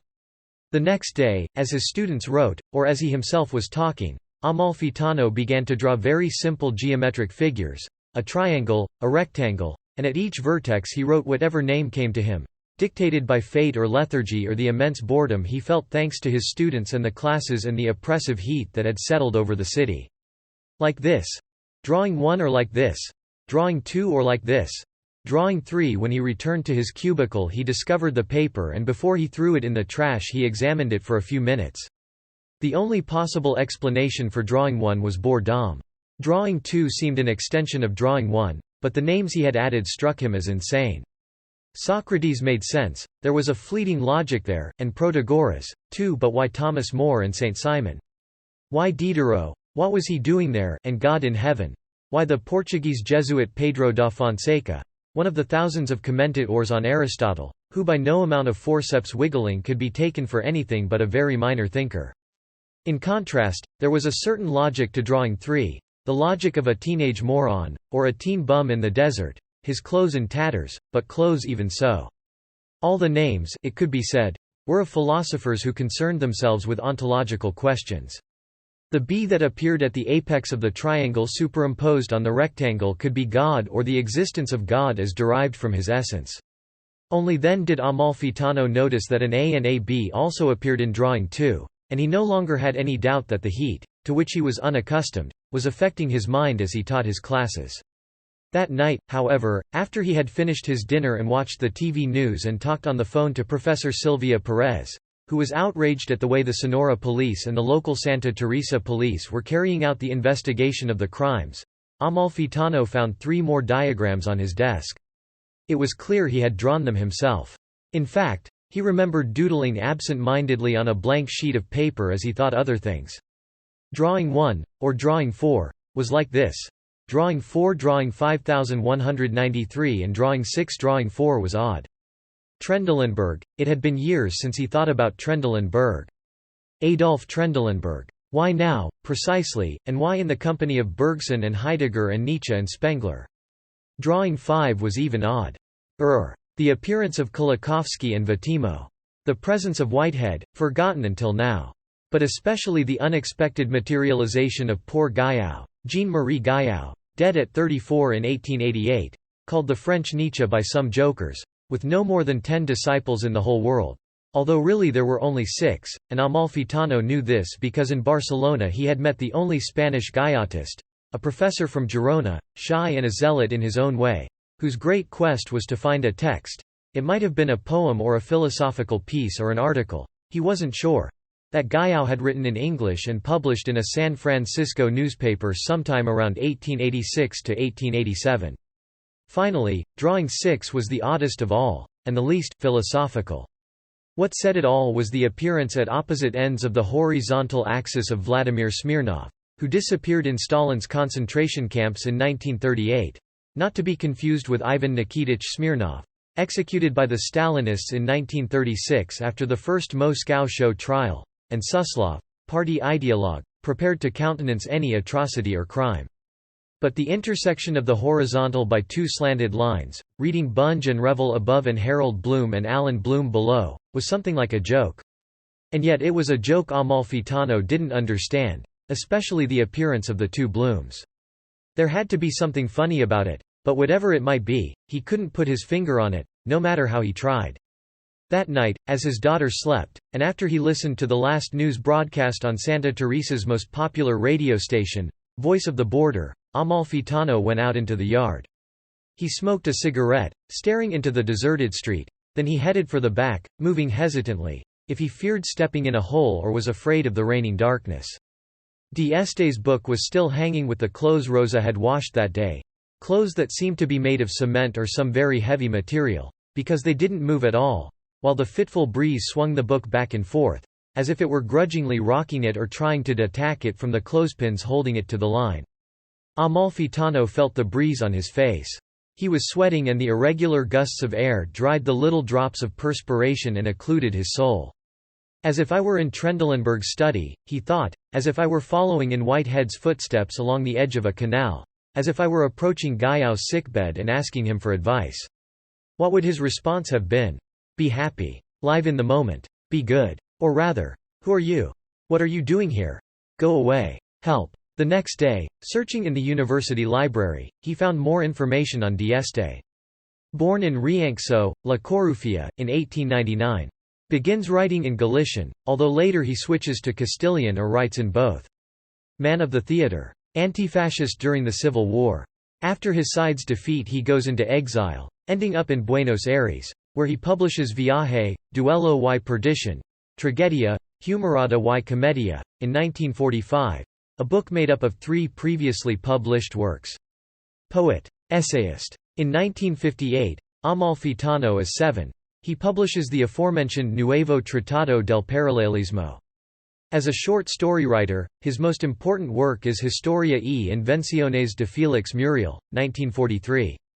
Returns to Spain, returns to Galicia. Dies in Santiago de Compostela in 1981. "What's the experiment?" asked Rosa. "What experiment?" asked Amalfitano. "With the hanging book," said Rosa. "It isn't an experiment in the literal sense of the word," said Amalfitano. "Why is it there?" asked Rosa. "It occurred to me all of a sudden," said Amalfitano. "It's a Duchamp idea. Leaving a geometry book hanging exposed to the elements to see if it learns something about real life." "You're going to destroy it," said Rosa. "Not me," said Amalfitano. "Nature. You're getting crazier every day, you know," said Rosa. Amalfitano smiled. "I've never seen you do a thing like that to a book," said Rosa. "It isn't mine," said Amalfitano. "It doesn't matter," Rosa said, "it's yours now." "It's funny," said Amalfitano, "that's how I should feel, but I really don't have the sense it belongs to me, and anyway I'm almost sure I'm not doing it any harm." "Well, pretend it's mine and take it down," said Rosa. "The neighbors are going to think you're crazy." "The neighbors? Who top their walls with broken glass? They don't even know we exist," said Amalfitano, "and they're 1,000 times crazier than me." "No, not them," said Rosa, "the other ones, the ones who can see exactly what's going on in our yard." "Have any of them bothered you?" asked Amalfitano. "No," said Rosa. "Then it's not a problem," said Amalfitano. "It's silly to worry about it when much worse things are happening in this city than a book being hung from a cord." "Two wrongs don't make a right," said Rosa. "We're not animals." "Leave the book alone. Pretend it doesn't exist. Forget about it," said Amalfitano. "You've never been interested in geometry."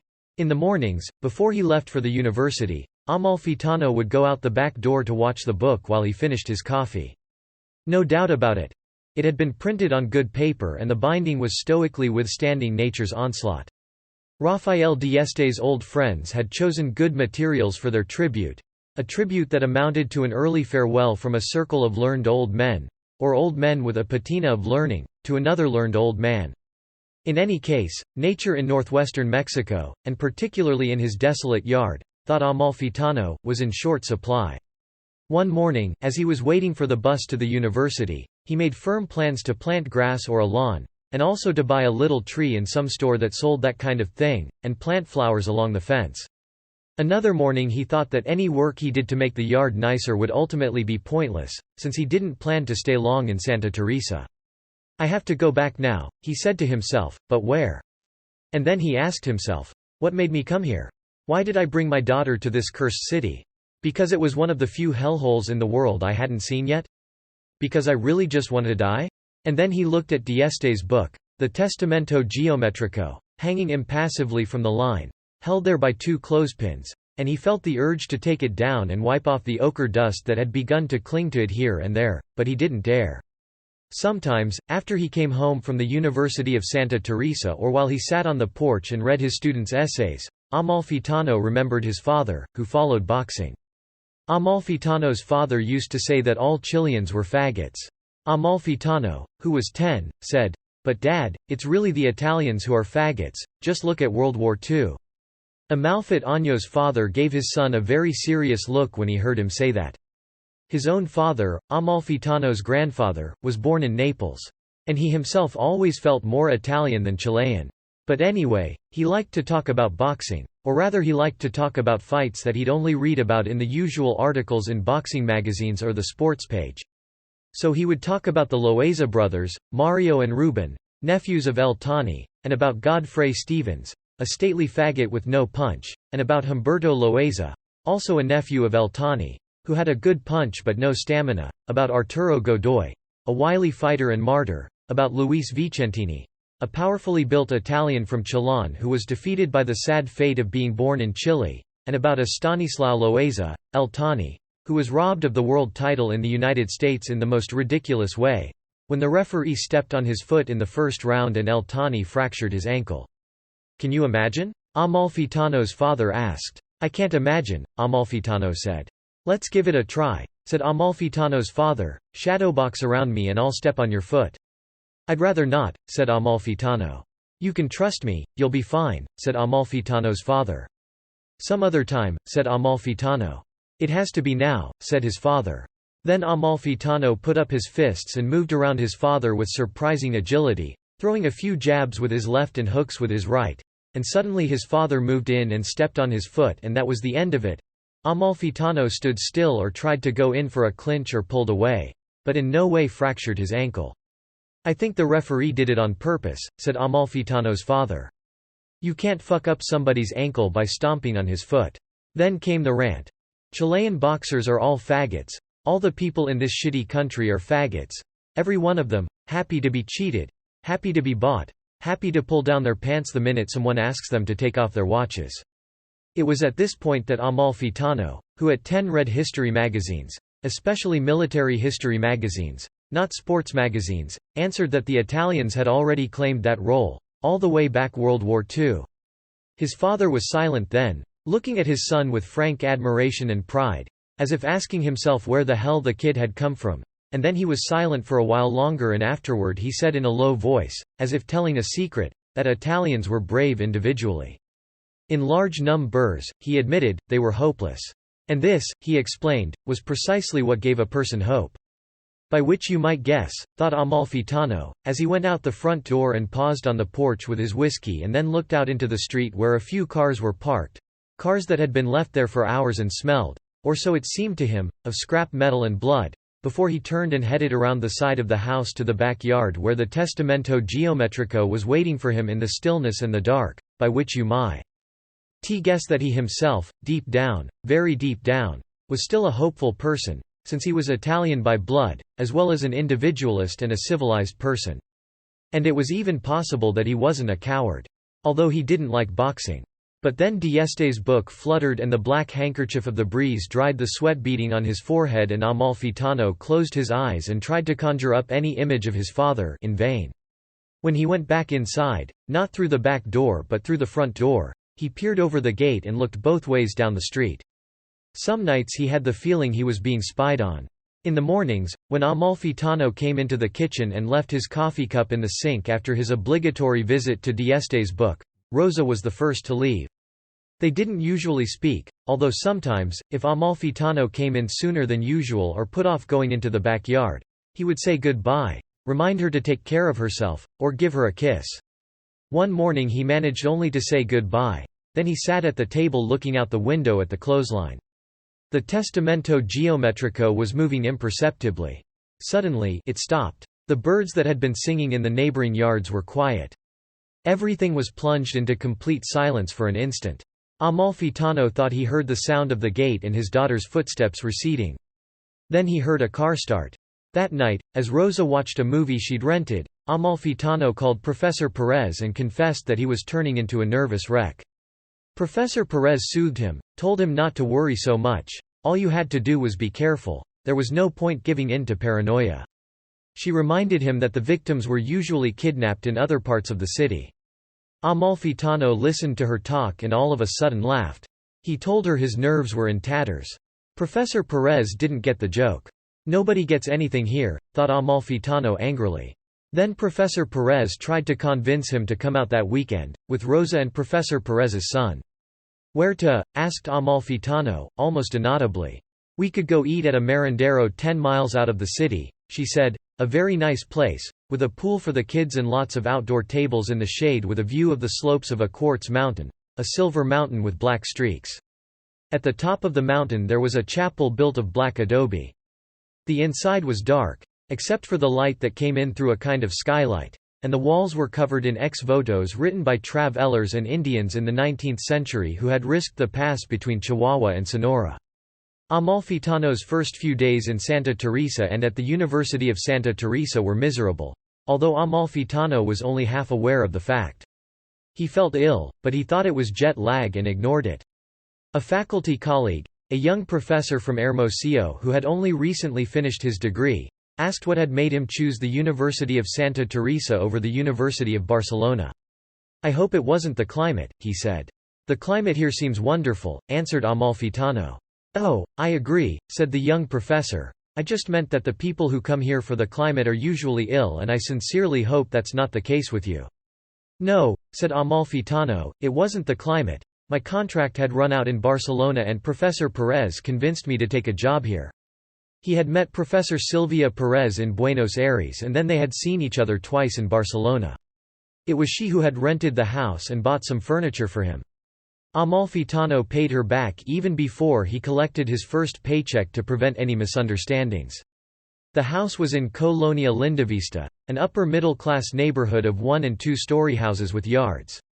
The sidewalk, cracked by the roots of 2 enormous trees, was shady and pleasant, although behind the gates some of the houses were in advanced states of disrepair, as if the neighbors had left in a hurry, with no time even to sell, which would suggest that it hadn't been so hard to rent in the neighborhood, no matter what Professor Perez claimed. He took a dislike to the dean of the Faculty of Literature, to whom Professor Perez introduced him on his second day in Santa Teresa.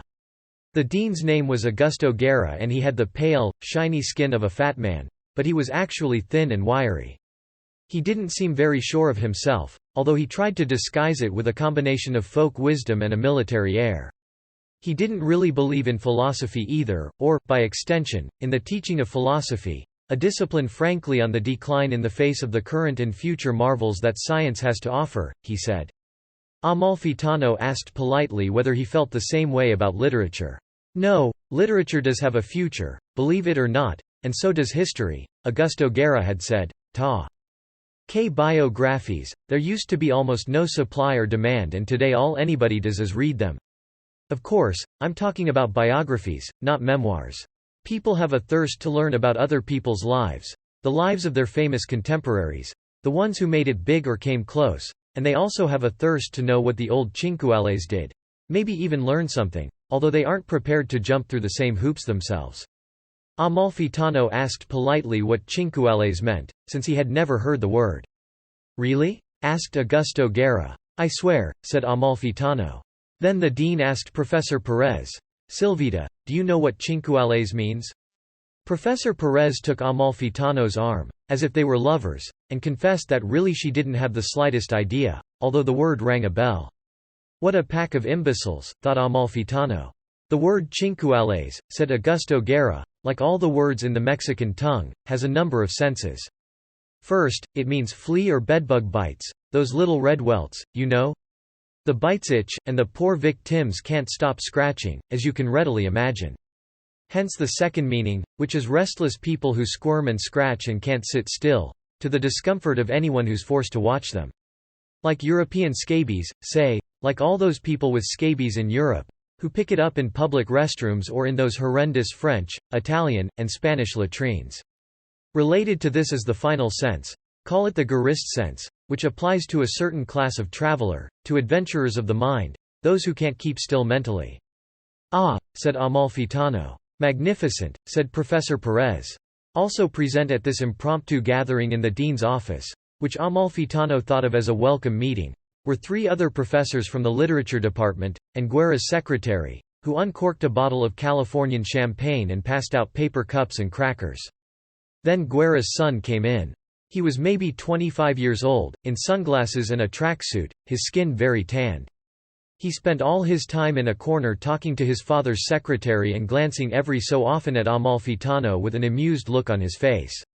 The night before the excursion, Amalfitano heard the voice for the first time. Maybe he'd heard it before, in the street or while he was asleep, and thought it was part of someone else's conversation or that he was having a nightmare. But that night he heard it and he had no doubt whatsoever that it was addressing him. At first he thought he'd gone crazy. The voice said, "Hello, Óscar Amalfitano, please don't be afraid, there's nothing wrong."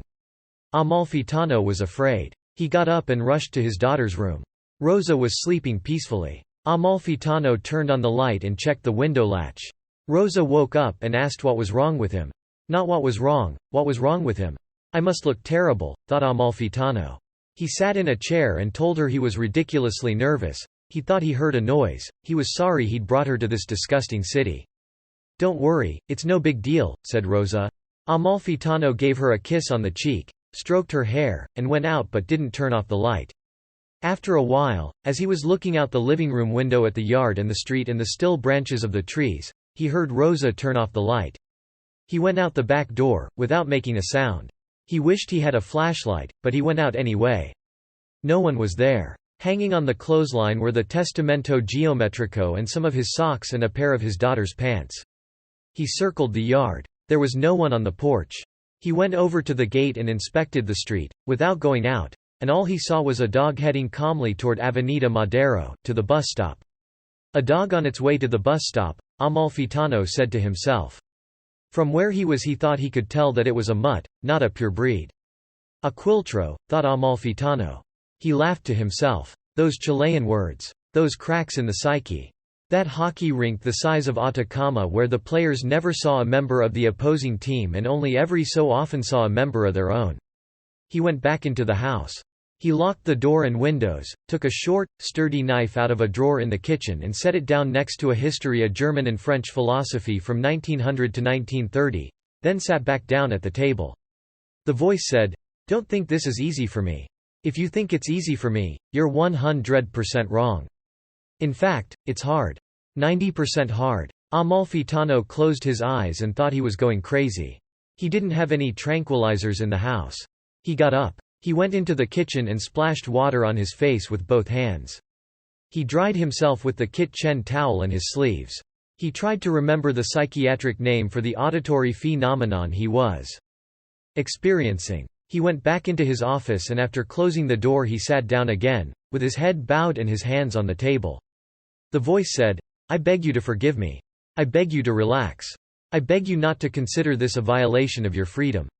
"Of my freedom?" thought Amalfitano, surprised, as he sprang to the window and opened it and looked out at the side yard and the wall of the house next door, spiky with glass, and the reflection of the streetlights in the shards of broken bottles, very faint green and brown and orange gleams, as if at this time of night the wall stopped being a barricade and became or played at becoming ornamental, a tiny element in a choreography the basic features of which even the ostensible choreographer, the feudal lord next door, couldn't have identified, features that affected the stability, color, and offensive or defensive nature of his fortification.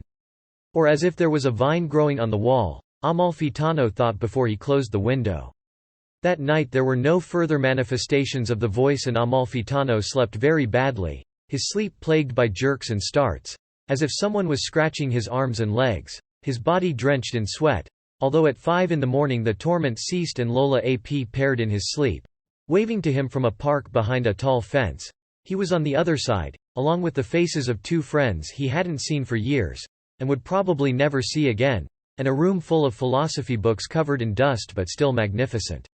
At that same moment the Santa Teresa police found the body of another teenage girl, half buried in a vacant lot in one of the neighborhoods on the edge of the city, and a strong wind from the west hurled itself against the slope of the mountains to the east, raising dust and a litter of newspaper and cardboard on its way through Santa Teresa, moving the clothes that Rosa had hung in the backyard, as if the wind, young and energetic in its brief life, were trying on Amalfitano's shirts and pants and slipping into his daughter's underpants and reading a few pages of the Testamento Geometrico to see whether there was anything in it that might be of use, anything that might explain the strange landscape of streets and houses through which it was galloping, or that would explain it to itself as wind.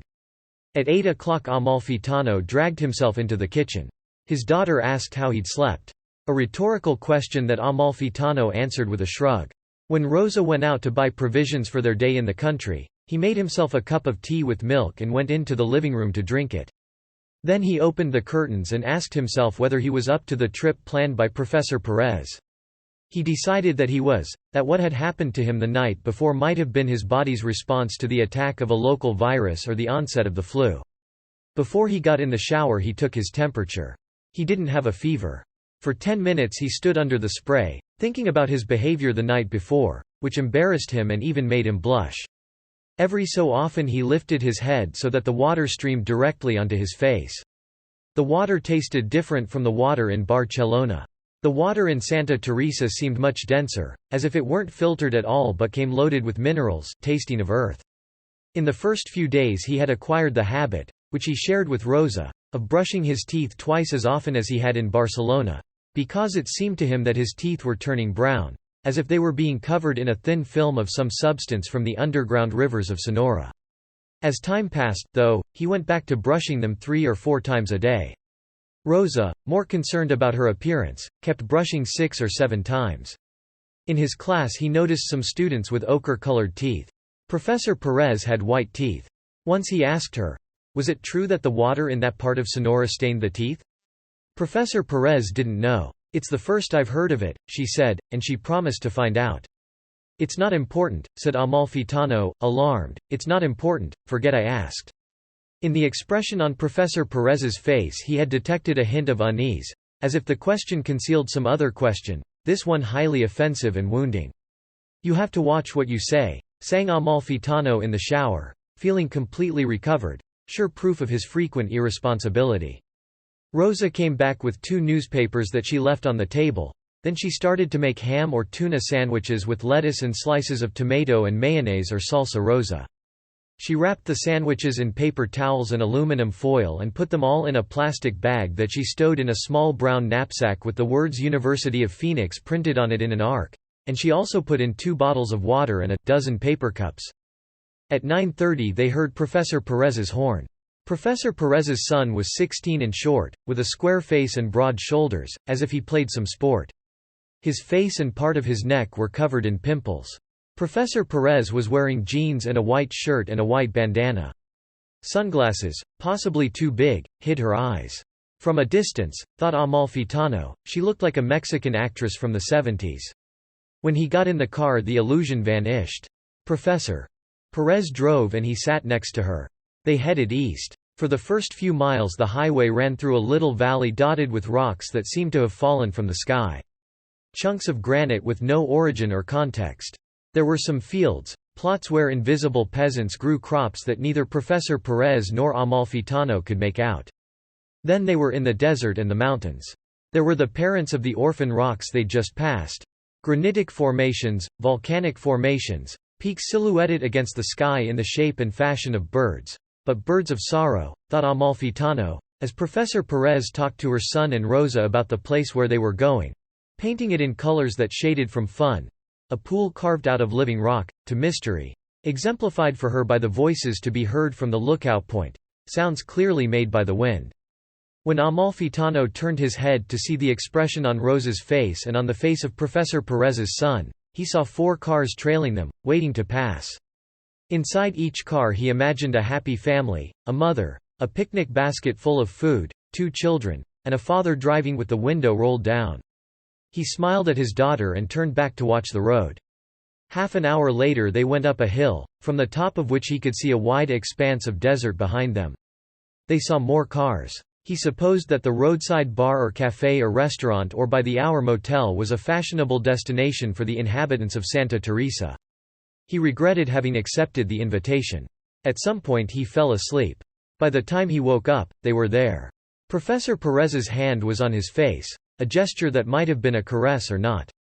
Her hand was like a blind woman's hand. Rosa and Raphael were no longer in the car.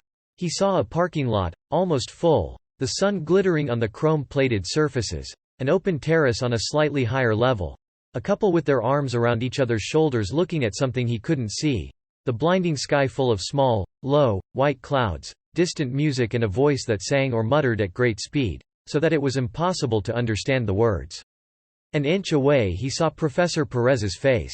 He took her hand and kissed it.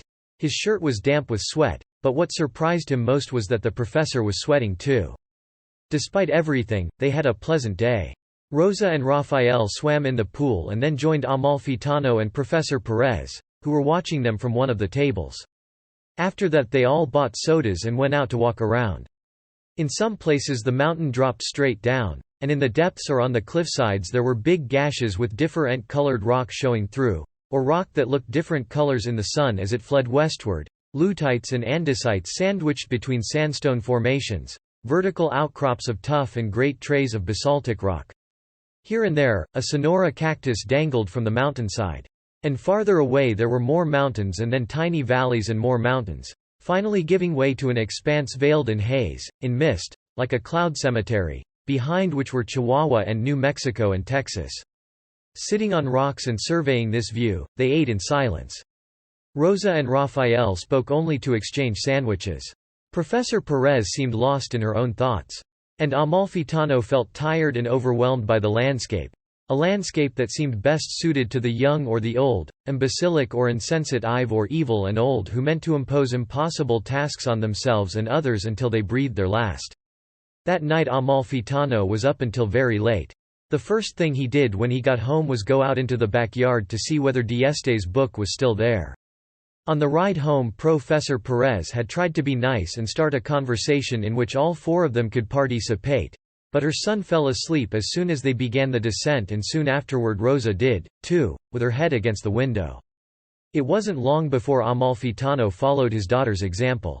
He dreamed of a woman's voice, not Professor Perez's but a French woman's, talking to him about signs and numbers and something Amalfitano didn't understand, something the voice in the dream called history broken down, or history taken apart and put back together, although clearly the reassembled history became something else, a scribble in the margin, a clever footnote, a laugh slow to fade that leapt from an andesite rock to a rhyolite and then a tufa, and from that collection of prehistoric rocks there arose a kind of quicksilver. The American mirror, said the voice, the sad American mirror of wealth and poverty and constant useless metamorphosis, the mirror that sails and whose sails are pain. And then Amalfitano switched dreams and stopped hearing voices, which must have meant he was sleeping deeply, and he dreamed he was moving toward a woman who was only a pair of legs at the end of a dark hallway, and then he heard someone laugh at his snoring, Professor Perez's son, and he thought, good.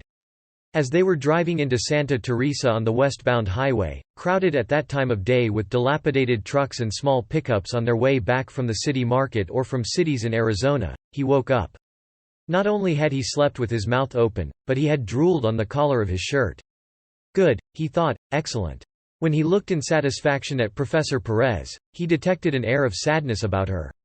Out of sight of their respective children, she lightly stroked Amalfitano's leg as he turned his head and looked at a taco stand where a couple of policemen with guns on their hips were drinking beer and talking and watching the red and black dusk, like a thick chili whose last simmer was fading in the west. When they got home it was dark, but the shadow of Dieste's book hanging from the clothesline was clearer, steadier, more reasonable, thought Amalfitano, than anything they'd seen on the outskirts of Santa Teresa or in the city itself. Images with no handhold, images freighted with all the orphanhood in the world, fragments. That night he waited, dreading the voice. He tried to prepare for a class, but he soon realized it was a pointless task to prepare for something he knew backward and forward. He thought that if he drew on the blank piece of paper in front of him, the basic geometric figures would appear again. So he drew a face and erased it and then immersed himself in the memory of the obliterated face. He remembered, but fleetingly, as one remembers a lightning bolt, Ramon Lull and his fantastic machine. Fantastic in its uselessness. When he looked at the blank sheet again he had written the following names in 3 columns. For a while, Amalfitano read and reread the names, horizontally and vertically, from the center outward, from bottom to top, skipping and at random, and then he laughed and thought that the whole thing was a truism, in other words a proposition too obvious to formulate. Then he drank a glass of tap water, water from the mountains of Sonora, and as he waited for the water to make its way down his throat he stopped shaking, an imperceptible shaking that only he could feel, and he began to think about the Sierra Madre aquifers running toward the city in the middle of the endless night. And he also thought about the aquifers rising from their hid-ing places closer to Santa Teresa, and about the water that coated teeth with a smooth ochre film. And when he'd drunk the whole glass of water he looked out the window and saw the long shadow, the coffin-like shadow, cast by Dieste's book hanging in the yard. But the voice returned, and this time it asked him, begged him, to be a man, not a queer. Queer? Asked Amalfitano. Yes, queer, faggot, cocksucker, said the voice. Homosexual, said the voice.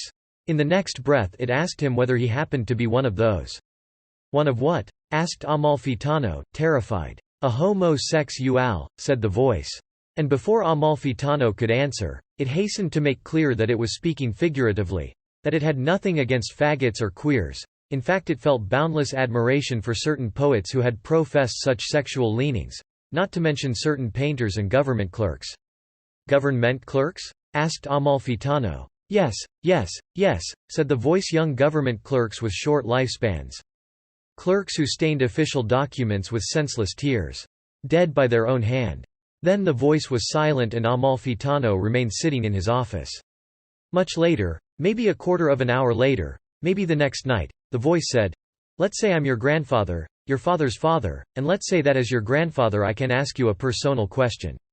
You're free to answer or not, but I can ask the question." "My grandfather?" said Amalfitano. "Yes, your grandfather," said the voice, "you can call me Nono.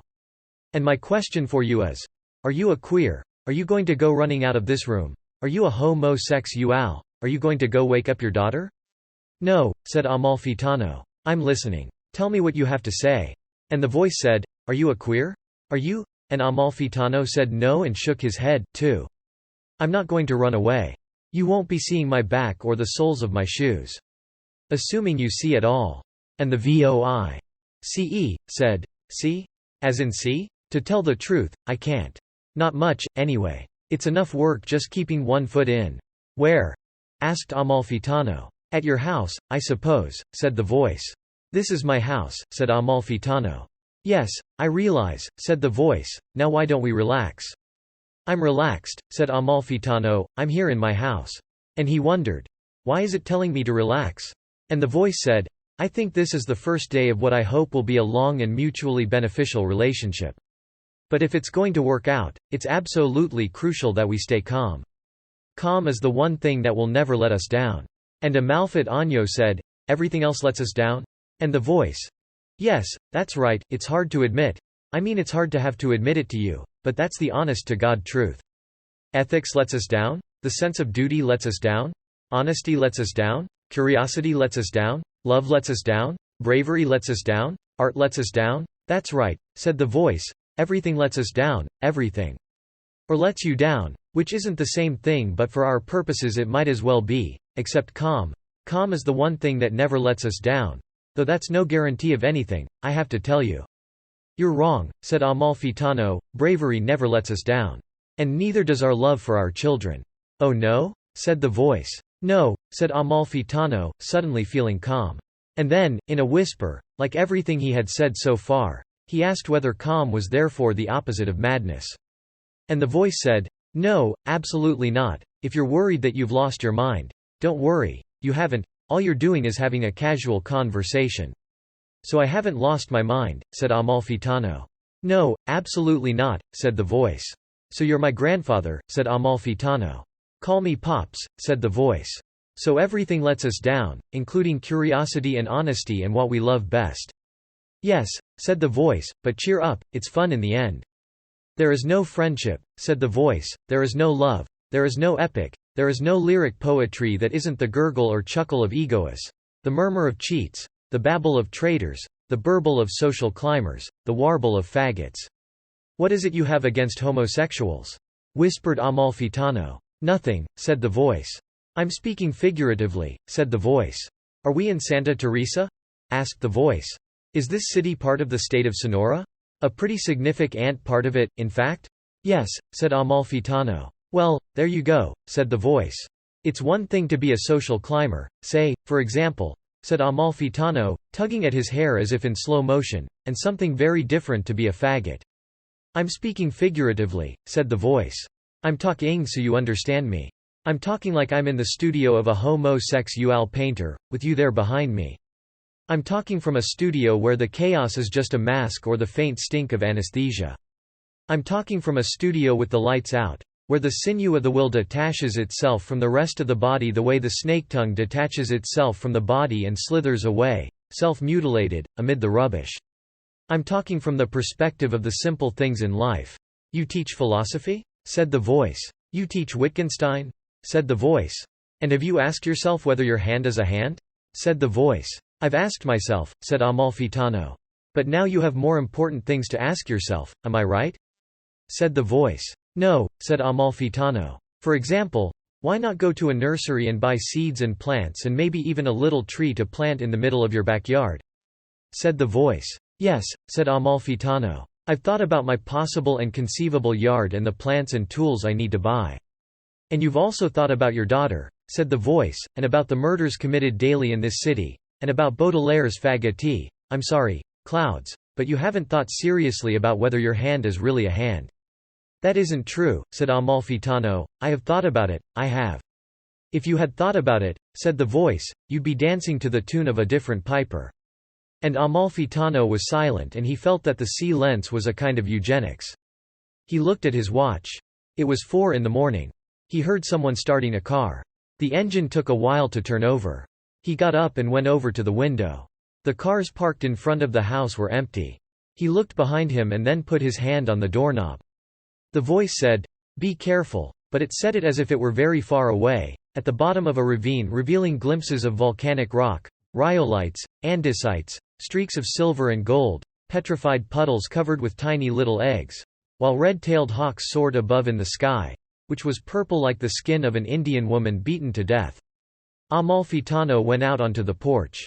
To the left, some 30 feet from his house, the lights of a black car came on and its engine started. When it passed the yard, the driver leaned out and looked at Amalfitano without stopping.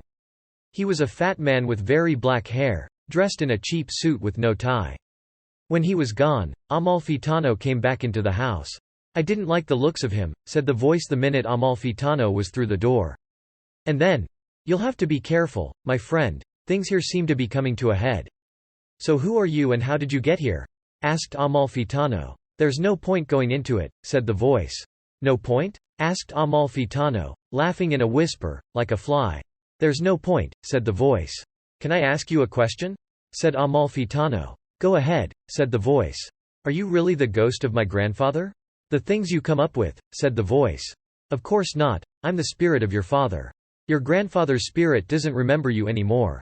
But I'm your father and I'll never forget you. Do you understand?" "Yes," said Amalfitano. "Do you understand that you have nothing to fear from me?" "Yes," said Amalfitano. "Do something useful, then check that all the doors and windows are shut tight and go to sleep." "Something useful like what?" asked Amalfitano. "For example, wash the dishes," said the voice. And Amalfitano lit a cigarette and began to do what the voice had suggested. "You wash and I'll talk," said the voice. "All is calm," said the voice. "There's no bad blood between us. The headache, if you have a headache, will go away soon, and so will the buzzing in your ears, the racing pulse, the rapid heartbeat. You'll relax, you'll think some and relax," said the voice, "while you do something useful for your daughter and yourself." "Understood," whispered Amalfitano. "Good," said the voice, "this is like an endoscopy, but painless." "Got it," whispered Amalfitano. And he scrubbed the plates and the pot with the remains of pasta and tomato sauce and the forks and the glasses and the stove and the table where they'd eaten, smoking one cigarette after another and also taking occasional gulps of water straight from the faucet. And at 5 in the morning he took the dirty clothes out of the bathroom hamper and went out into the backyard and put the clothes in the washing machine and pushed the button for a normal wash and looked at Dieste's book hanging motionless, and then he went back into the living room and his eyes, like the eyes of an addict, sought out something else to clean or tidy or wash, but he couldn't find anything and he sat down, whispering yes or no or I don't remember or maybe. "Everything is fine," said the voice. "It's all a question of getting used to it. Without making a fuss. Without sweating and flailing around." It was past 6 when Amalfitano fell into bed without undressing and slept like a baby. Rosa woke him at 9. It had been a long time since Amalfitano felt so good, although his classes that morning were entirely incomprehensible.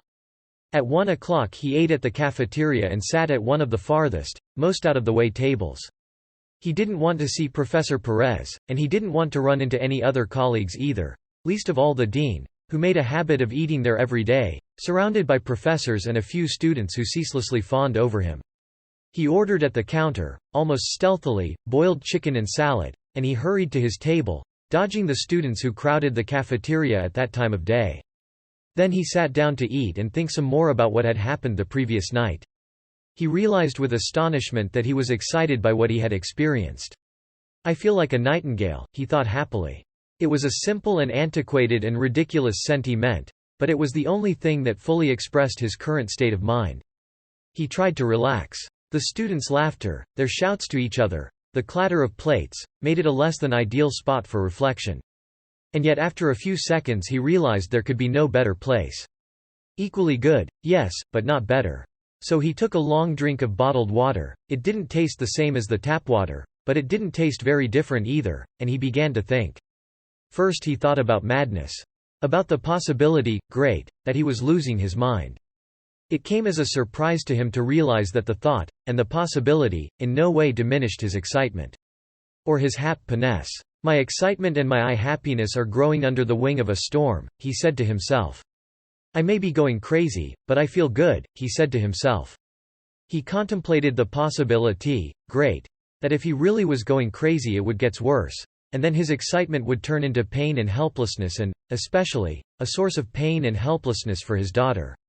As if he had X-ray eyes he reviewed his savings and calculated that with what he had saved, Rosa could go back to Barcelona and still have money to start with. To start what? That W. As a question he preferred not to answer. He imagined himself locked up in an asylum in Santa Teresa or Hermosillo with Professor Perez as his only occasional visitor, and every so often receiving letters from Rosa in Barcelona, where she would be working or finishing her studies, and where she would meet a Catalan boy, responsible and affectionate, who would fall in love with her and respect her and take care of her and be nice to her, and with whom Rosa would end up living and going to the movies at night and traveling to Italy or Greece in July or August, and the scenario didn't seem so bad. Then he considered other possibilities.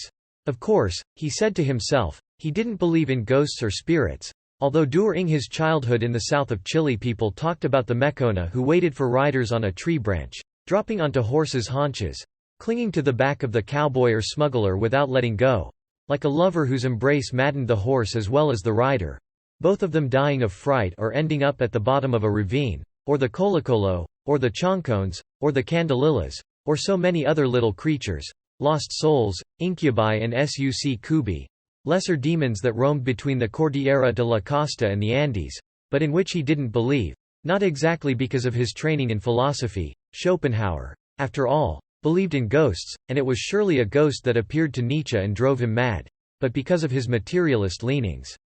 So he rejected the possibility of ghosts, at least until he had exhausted other lines of inquiry. The voice could be a ghost, he wouldn't rule it out, but he tried to come up with a different explanation. After much reflection, though, the only thing that made sense was the theory of the lost soul.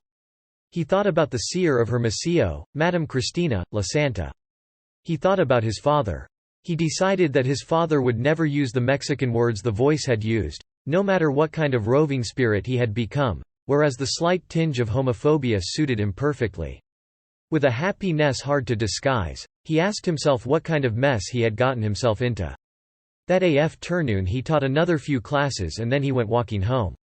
As he passed the central plaza of Santa Teresa he saw a group of women protesting in front of the town hall. On one of the posters he read, "No to impunity." On another, "End the corruption." A group of policemen were watching the women from under the adobe arches of the colonial building. They weren't riot police but plain Santa Teresa uniformed policemen. As he walked past he heard someone call his name. When he turned he saw Professor Perez and his daughter on the sidewalk across the street. He offered to buy them a soda.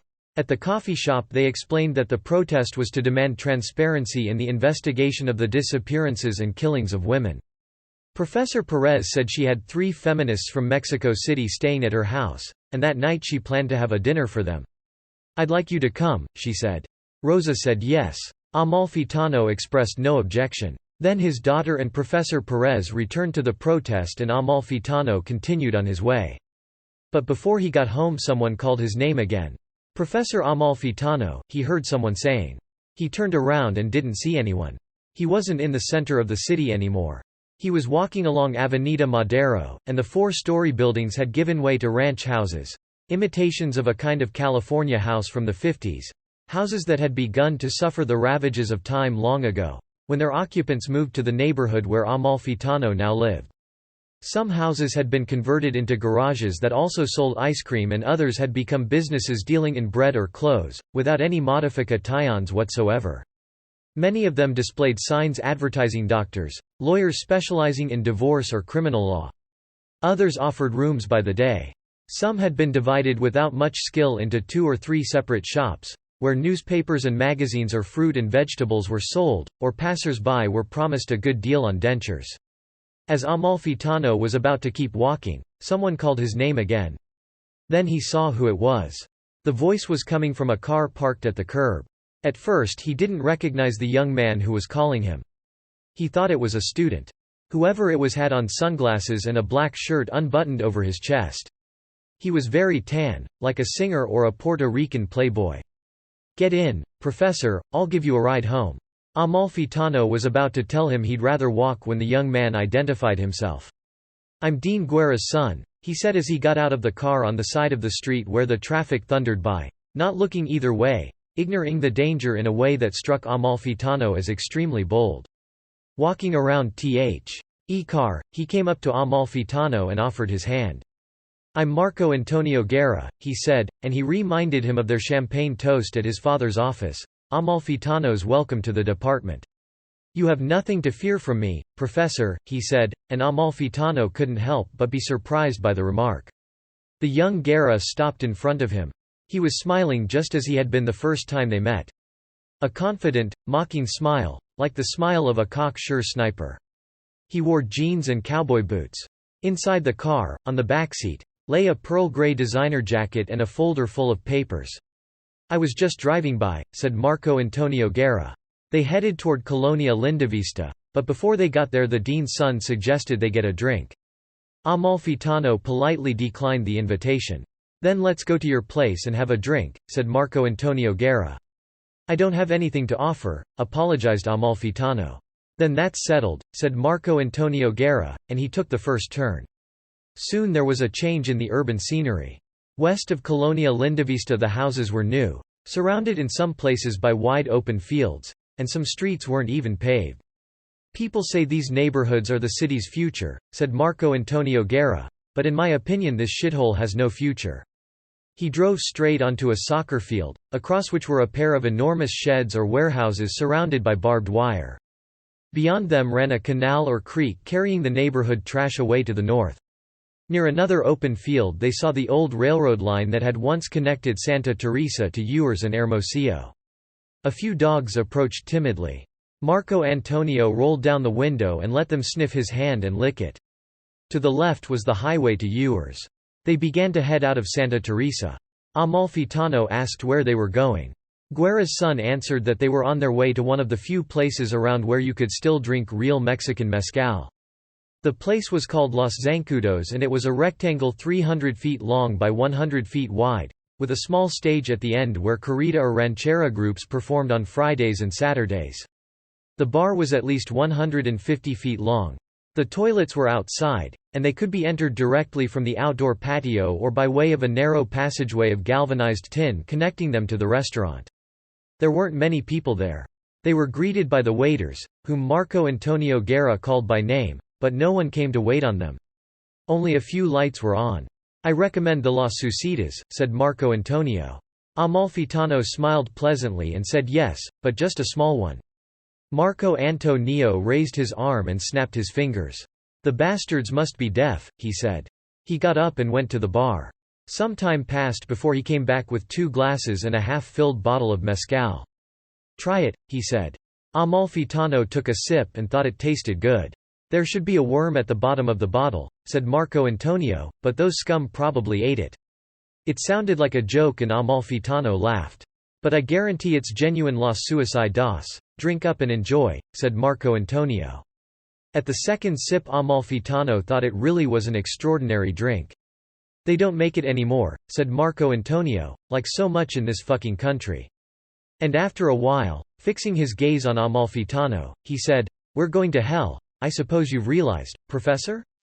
Amalfitano answered that the situation certainly wasn't anything to applaud, without specifying what he meant or going into detail. "It's all falling apart in our hands," said Marco Antonio Guerra. "The politicians don't know how to govern. All the middle class wants is to move to the United States. And more people keep coming to work in the maquiladoras. You know what I would do?" "No," said Amalfitano. "Burn a few of them down, you know?" "A few what?" asked Amalfitano. "A few maquiladoras." "Interesting," said Amalfitano. "I'd also send the army out into the streets, well, not the streets, the highways, to keep more scum from coming here." "Highway checkpoints?" asked Amalfitano. "That's right. I can't see any other solution." "There must be other solutions," said Amalfitano. "People have lost all respect," said Marco Antonio Guerra. "Respect for others and self-respect." Amalfitano glanced toward the bar. 3 waiters were whispering, casting sidelong glances at their table. "I think we should leave," said Amalfitano.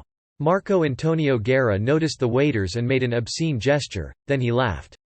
Amalfitano took him by the arm and dragged him out into the parking lot.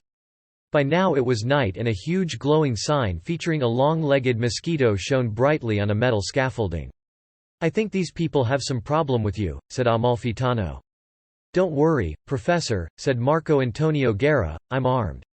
When he got home, Amalfitano immediately forgot about Marco Antonio Guerra and decided that maybe he wasn't as crazy as he thought he was, and that the voice he'd been hearing wasn't a bereaved soul. He thought about telepathy. He thought about the telepathic Mapuches or Araucanians. He remembered a very short book, scarcely 100 pages long, by a certain Lonco Quilipan, published in Santiago de Chile in 1978, that an old friend, a wiseass of long standing, had sent him while he was living in Europe. This Quilipan presented himself with the following credentials: historian of the race, president of the Indigenous Confederation of Chile, and secretary of the Academy of the Araucanian language. The book was called O'Higgins as Araucanian, and it was subtitled 17 Proofs, taken from The Secret History of Araucania. Between the title and the subtitle was the following phrase: text AP proved by the Araucanian History Council. Then came the prologue, which read like this: Prologue. If proof were desired that any of the heroes of Chile's independence shared kinship with the Araucanians, it would be difficult to find and harder to verify. Only Iberian blood flowed in the veins of the Carrera brothers, Maquena, Freire, Manuel Rodriguez. But the dazzling light of Araucanian parentage shines bright in Bernardo O'Higgins, and to prove it we present these 17 proofs. Bernardo is not the illegitimate son described by historians, some with pity, others unable to hide their satisfaction. He is the dashing legitimate son of Irishman Ambrosio O'Higgins, governor of Chile and viceroy of Peru, and of an Araucanian woman who belonged to one of the principal tribes of Araucania. The marriage was celebrated according to Admapu law, with the traditional Gapitan, abduction ceremony. The biography of the liberator exposes the millenarian Araucanian secret on the very bicentenary of his birth. It springs from the Latrang asterisk to paper, as faithfully as only an Eputoof can render it. And that was the end of the prologue, by José R. Picanuel, cacique of Puerto Saavedra. Odd, thought Amalfitano, with the book in his hands. Odd, extremely odd. For example, the single asterisk. Latrang. Stone tablets on which the Araucanians engraved their writings. But why footnote Latrang and not Admapu or Eputoof? Did the cacique of Puerto Saavedra assume that everyone would know what they meant? And then the sentence about whether or not O'Higgins was a bastard. Bernardo is not the illegitimate son described by historians, some with pity, others unable to hide their satisfaction. There you had the day-to-day history of Chile, the private history, the history behind closed doors. Pitying the father of the country because he was a bastard. Or being unable to conceal a certain satisfaction when discussing the subject. So telling, thought Amalfitano, and he thought about the first time he'd read Quilipan's book, laughing out loud, and the way he was reading it now, with something like laughter but also something like sorrow. Ambrosio O'Higgins as an Irishman was definitely a good joke. Ambrosio O'Higgins marrying an Araucanian woman, but under the aegis of Admapu and even going so far as to cap it off with the traditional Gapitan or abduction ceremony, struck him as a macabre joke that could point only to abuse, rape, a further mockery staged by Fat Ambrosio to fuck the Indian woman in peace. I can't think of anything without the word rape popping up to stare with its helpless little mammal eyes, thought Amalfitano. Then he fell asleep in his chair, with the book in his hands. Maybe he dreamed something short. Maybe he dreamed about his childhood. Maybe not. Then he woke up and made himself and his daughter something to eat. Back in his office he felt extremely tired, unable to prepare a class or read anything serious, so he returned resignedly to Quilipan's book. 17 Proofs. Proof number 1 was titled He was born in the Araucanian state. It went like this. The Yekmanchi, one called Chile, 2 was geographically and politically identical to the Greek state, and, like it, forming a delta, between the respective latitude UDES of the 35th and 42nd parallels. Ignoring the construction of the sentence, where it read forming it should have read formed, and there were at least 2 commas too many. The most interesting thing about the first paragraph was what might be called its military slant. It began with a straight jab to the chin or a full artillery assault on the center of the enemy line. Note 1 clarified that Yekmanchi meant state. Note 2 stated that Chile was a Greek word whose translation was distant tribe. Then came the geographic description of the Yekmanchi of Chile. It stretched from the Malas to the Chiligi rivers, including the west of Argentina. The reigning mother city, or that is Chile, properly speaking, was located between the Butelufu and Tolton rivers. Like the Greek state, it was surrounded by allied and interrelated peoples, those who were subject to the Kuga Chiliches, that is to say the Chilean, or Chiliches, people of Chile, tribe, Kuga. Che. People, as Quilipan meticulously took care to recall, who taught them the sciences, the arts, sports, and especially the science of war. Farther along Quilipan confessed, in 1947, although Amalfitano suspected that this was an erratum and that the year was actually 1974, I opened the tomb of Kirillanka, which was under the main Kiralwi, covered by a flat stone.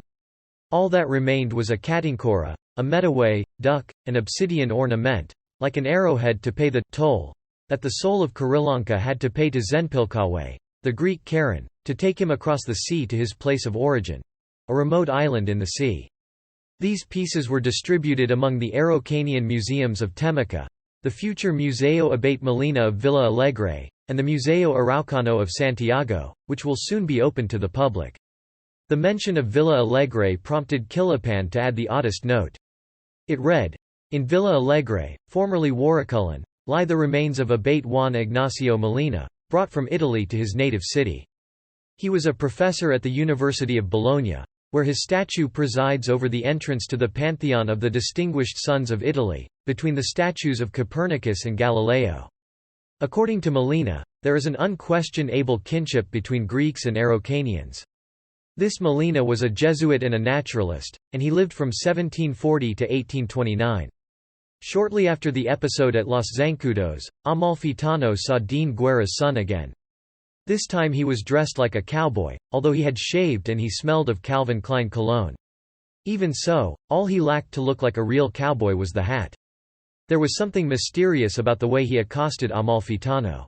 It was late in the day, and as Amalfitano walked along a ridiculously long corridor at the university, deserted and dark at that hour, Marco Antonio Guerra burst out from a corner like someone playing a bad joke or about to attack him.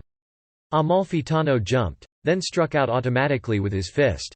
"It's me, Marco Antonio," said the dean's son, after he was hit again.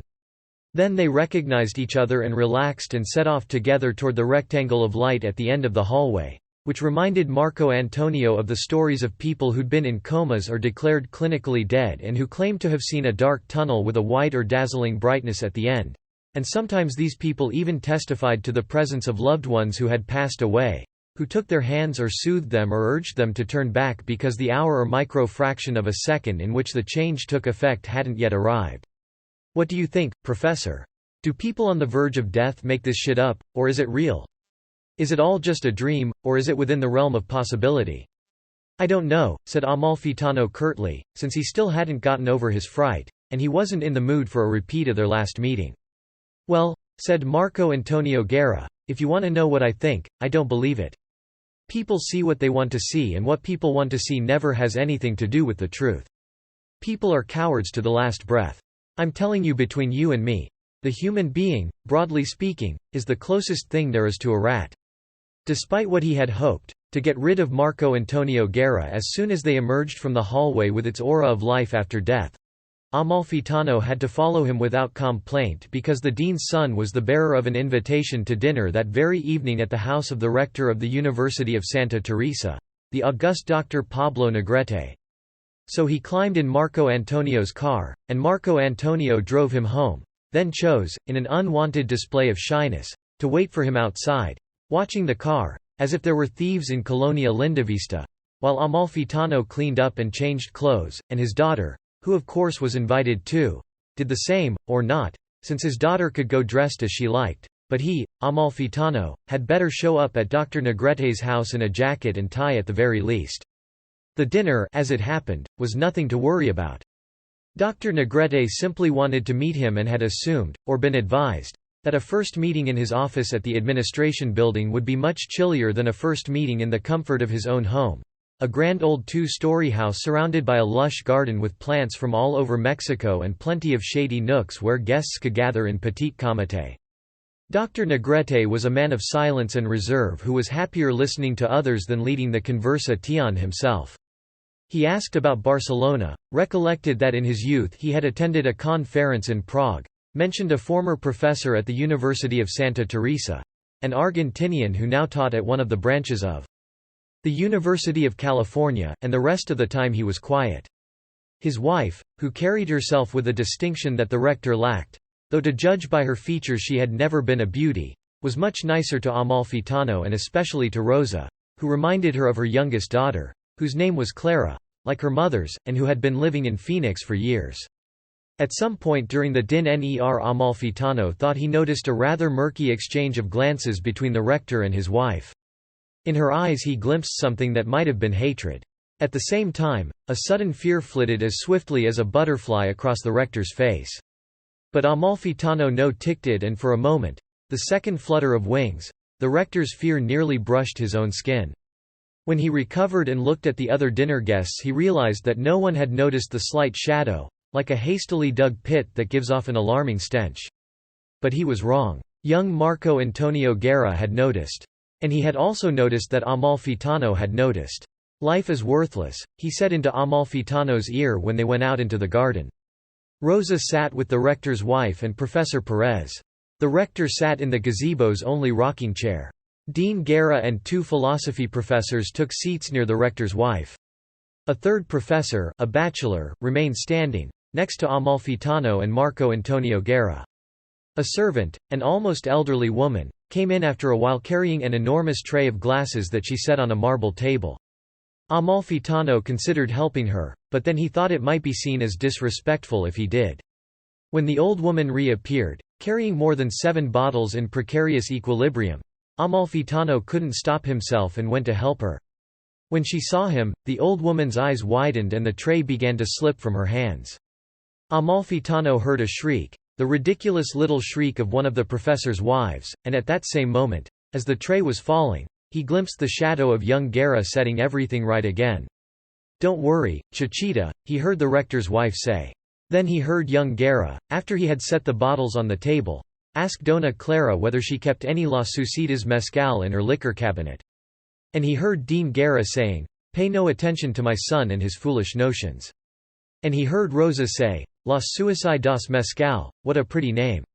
And he heard a professor's wife say, "It certainly is unusual." And he heard Professor Perez, "What a fright, I thought she was going to drop them." And he heard a philosophy professor talking about norteño music, to change the subject.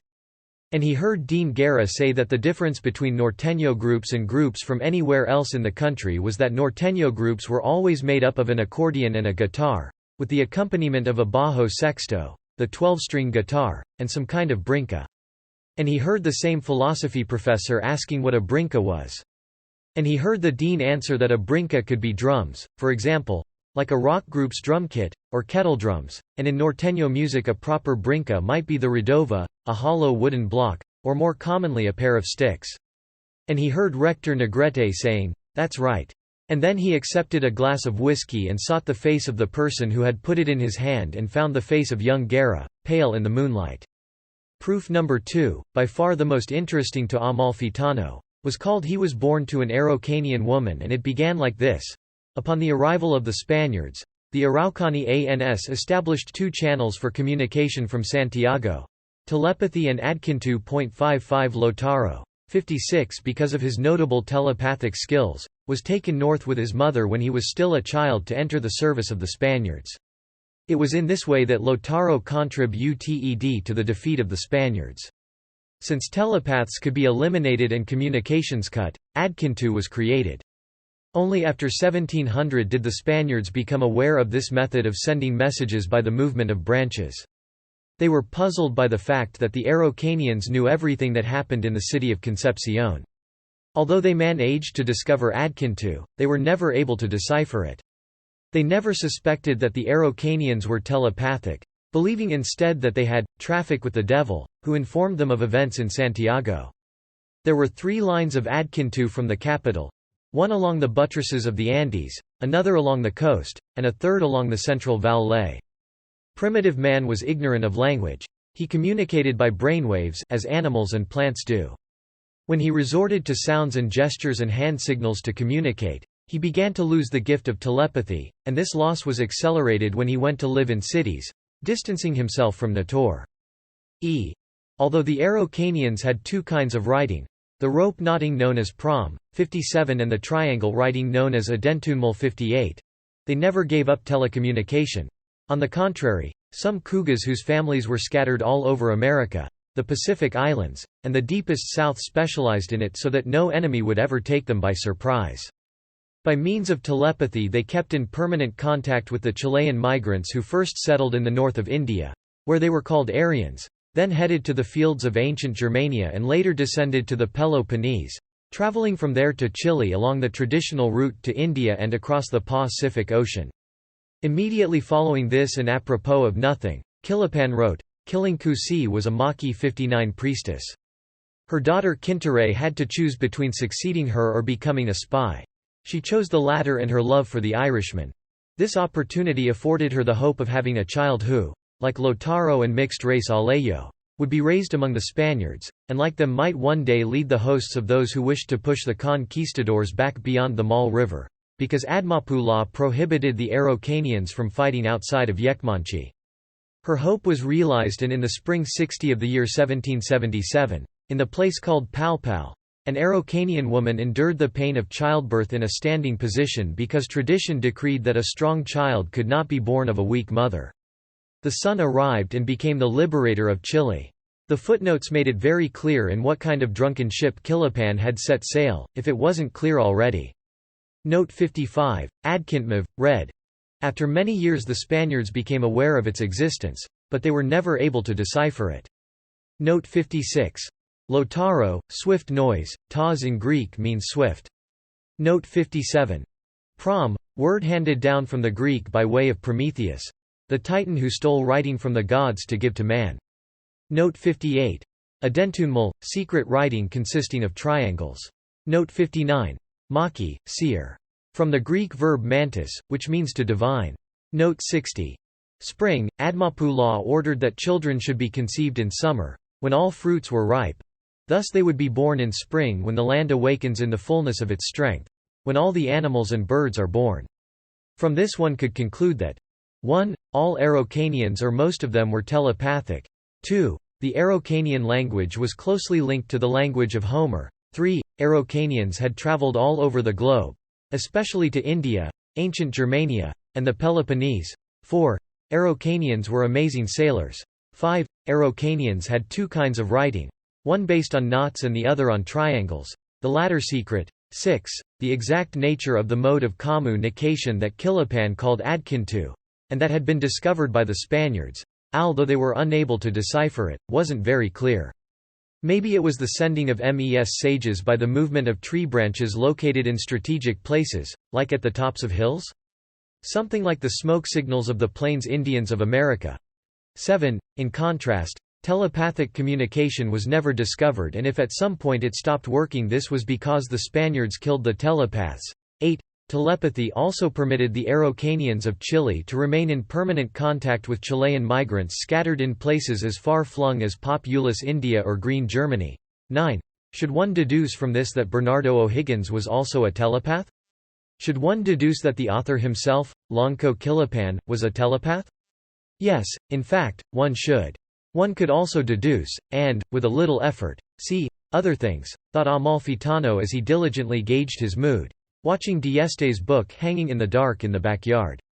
One could see, for example, the date that Kilapan's book was published, 1978, in other words during the military dictatorship, and deduce the atmosphere of triumph, loneliness, and fear in which it was published.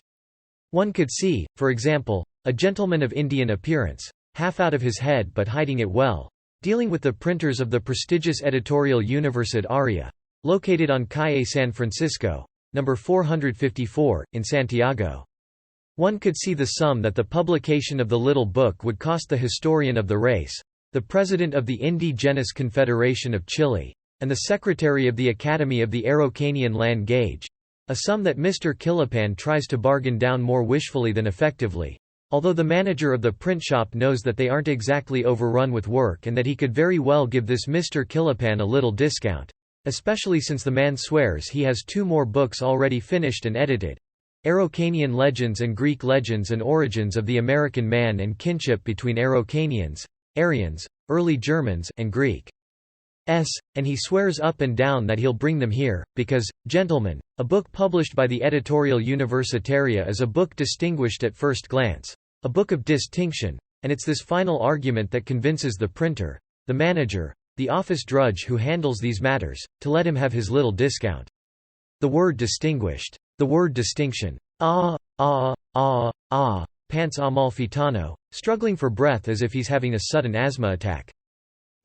Chile. Although it was possible to imagine other scenarios, of course, or it was possible to see the same sad picture from different angles. And just as the book began with a jab to the jaw, the Yekmanchi called Chile was geographically and politically identical to the Greek state. The active reader, the reader as envisioned by Cortázar, could begin his reading with a kick to the author's testicles, viewing him from the start as a strawman, a factotum in the service of some colonel in the intelligence services, or maybe of some general who fancied himself an intellectual, which wouldn't be so strange either, this being Chile. In fact, the reverse would be stranger. In Chile, military men behaved like writers, and writers, so as not to be outdone, behaved like military men, and politicians, of every stripe, behaved like writers and like military men, and diplomats behaved like cretinous cherubim, and doctors and lawyers behaved like thieves, and so on ad nauseum, impervious to discouragement. But picking up the thread where he had left off, it seemed possible that Killapan hadn't been the one who wrote the book. And if Killapan hadn't written the book, it might be that Killapan didn't exist, in other words that there was no president of the Indigenous Confederation of Chile, among other reasons because perhaps the Indigenous Confederation didn't exist, nor was there any secretary of the Academy of the Araucanian language, among other reasons because perhaps said Academy of the Araucanian language never existed.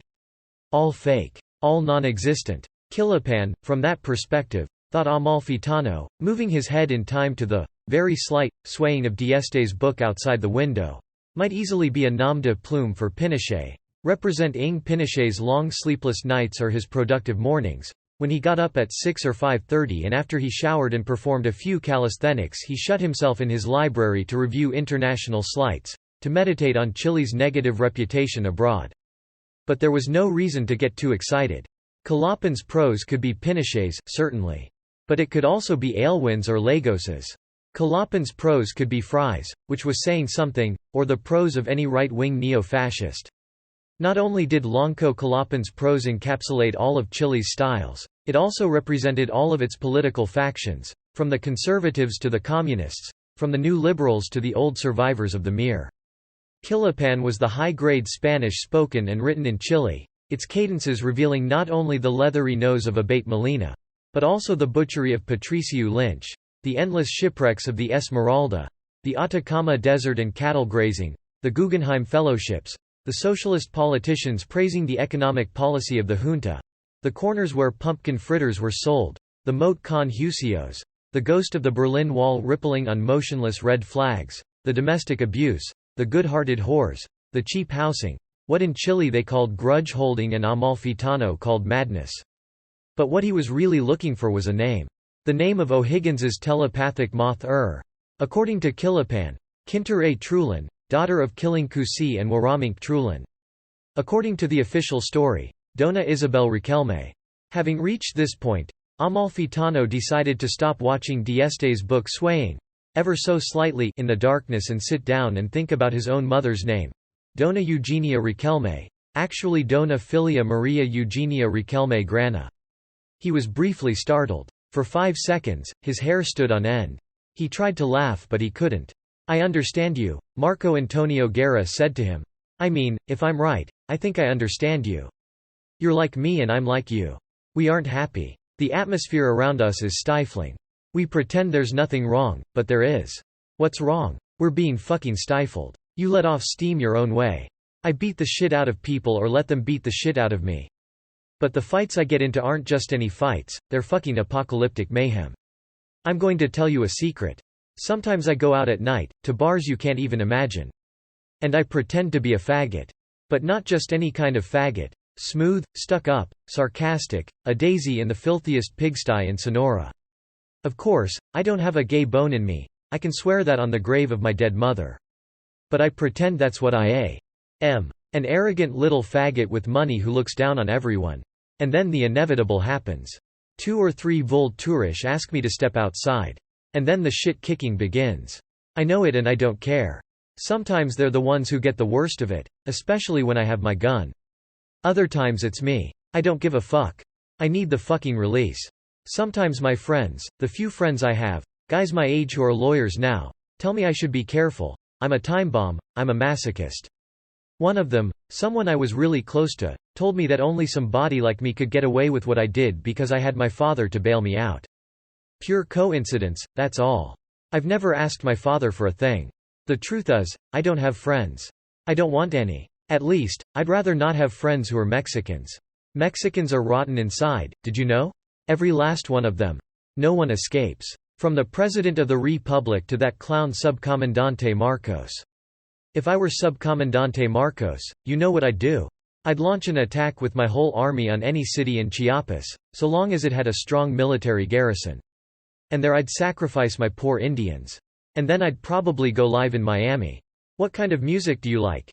Asked Amalfitano. Classical music, Professor, Vivaldi, Cimarosa, Bach. And what books do you read? I used to read everything, Professor, I read all the time. Now all I read is poetry. Poetry is the one thing that isn't contaminated, the one thing that isn't part of the game. I don't know if you follow me, Professor. Only poetry, and let me be clear, only some of it, is good for you, only poetry isn't shit. Young Guerra's voice, breaking into flat, harmless shards, issued from a climbing vine, and he said, Georg Trakl is one of my favorites. The mention of Trakl made Amalfitano think, as he went through the motions of teaching a class, about a drugstore near where he lived in Barcelona, a place he used to go when he needed medicine for Rosa. One of the employees was a young pharmacist, barely out of his teens, extremely thin and with big glasses, who would sit up at night reading a book when the pharmacy was open 24 hours. One night, while the kid was scanning the shelves, Amalfitano asked him what books he liked and what book he was reading, just to make conversation. Without turning, the pharmacist answered that he liked books like The Metamorphosis, Bartleby, A Simple Heart, A Christmas Carol. And then he said that he was reading C. A. Pote's Breakfast at Tiffany's. Leaving aside the fact that A Simple Heart and A Christmas Carol were stories, not books, there was something revelatory about the taste of this bookish young pharmacist, who in another life might have been Trakl or who in this life might still be writing poems as desperate as those of his distant Austrian counterpart, and who clearly and inarguably preferred minor works to major ones. He chose The Metamorphosis over the Trial. He chose Bartleby over Moby Dick. He chose A Simple Heart over Bouvard and Pécuchet, and A Christmas Carol over A Tale of Two Cities or The Pickwick Papers. What a sad paradox, thought Amalfitano. Now even bookish pharmacists are afraid to take on the great, I am perfect, torrential works, books that blaze paths into the unknown. They choose the perfect exercises of the great masters. Or what amounts to the same thing. They want to watch the great masters spar, but they have no interest in real combat. When the great masters struggle against that something that terrifies us all, that something that cows us and spurs us on, amid blood and mortal wounds and stench. That night, as young Guerra's grandiloquent words were still echoing in the depths of his brain, Amalfitano dreamed that he saw the last communist philosopher of the 20th century appear in a pink marble courtyard. He was speaking Russian. Or rather, he was singing a song in Russian as his big body went weaving toward a patch of red-streaked majolica that stood out on the flat plain of the courtyard like a kind of crater or latrine. The last communist philosopher was dressed in a dark suit and sky-blue tie and had gray hair. Although he seemed about to collapse at any moment, he remained miraculously upright. The song wasn't always the same, since sometimes he mixed in words in English or French, words to other songs, pop ballads or tangos, tunes that celebrated drunkenness or love. And yet these interruptions were brief and sporadic, and he soon returned to the original song, in Russian, the words of which Amalfitano didn't understand, although in dreams, as in the Gospels, one USU ally possesses the gift of tongues. Still, he sensed that the words were sad, the story or lament of a Volga boatman who sails all night and commiserates with the moon about the sad fate of men condemned to be born and to die. When the last communist philosopher finally reached the crater or La Trine, Amalfitano discovered in astonishment that it was none other than Boris Yeltsin. This is the last communist philosopher? What kind of lunatic am I if this is the kind of nonsense I dream? And yet the dream was at peace with Amalfitano's soul. It wasn't a nightmare. And it also granted him a kind of feather-light sense of well-being. Then Boris Yeltsin looked at Amalfitano with curiosity, as if it were Amalfitano who had invaded his dream, not the other way around. And he said, "Listen carefully to what I have to say, comrade. I'm going to explain what the third leg of the human table is. I'm going to tell you. And then leave me alone. Life is demand and supply, or supply and demand. That's what it all boils down to, but that's no way to live. A third leg is needed to keep the table from collapsing into the garbage pit of history, which in turn is permanently collapsing into the garbage pit of the void. So take note. This is the equation: supply plus demand plus magic. And what is magic? Magic is epic, and it's also sex and Dionysian mists and play." And then Yeltsin sat on the crater or the latrine and showed Amalfitano the fingers he was missing and talked about his childhood and about the Urals and Siberia and about a white tiger that roamed the infinite snowy spaces. And then he took a flask of vodka out of his suit pocket and said, "I think it's time for a little drink." And after he had drunk and given the poor Chilean professor the sly squint of a hunter, he began to sing again, if possible with even more brio. And then he disappeared, swallowed up by the crater streaked with red or by the latrine streaked with red, and Amalfitano was left alone and he didn't dare look down the hole, which meant he had no choice but to wake.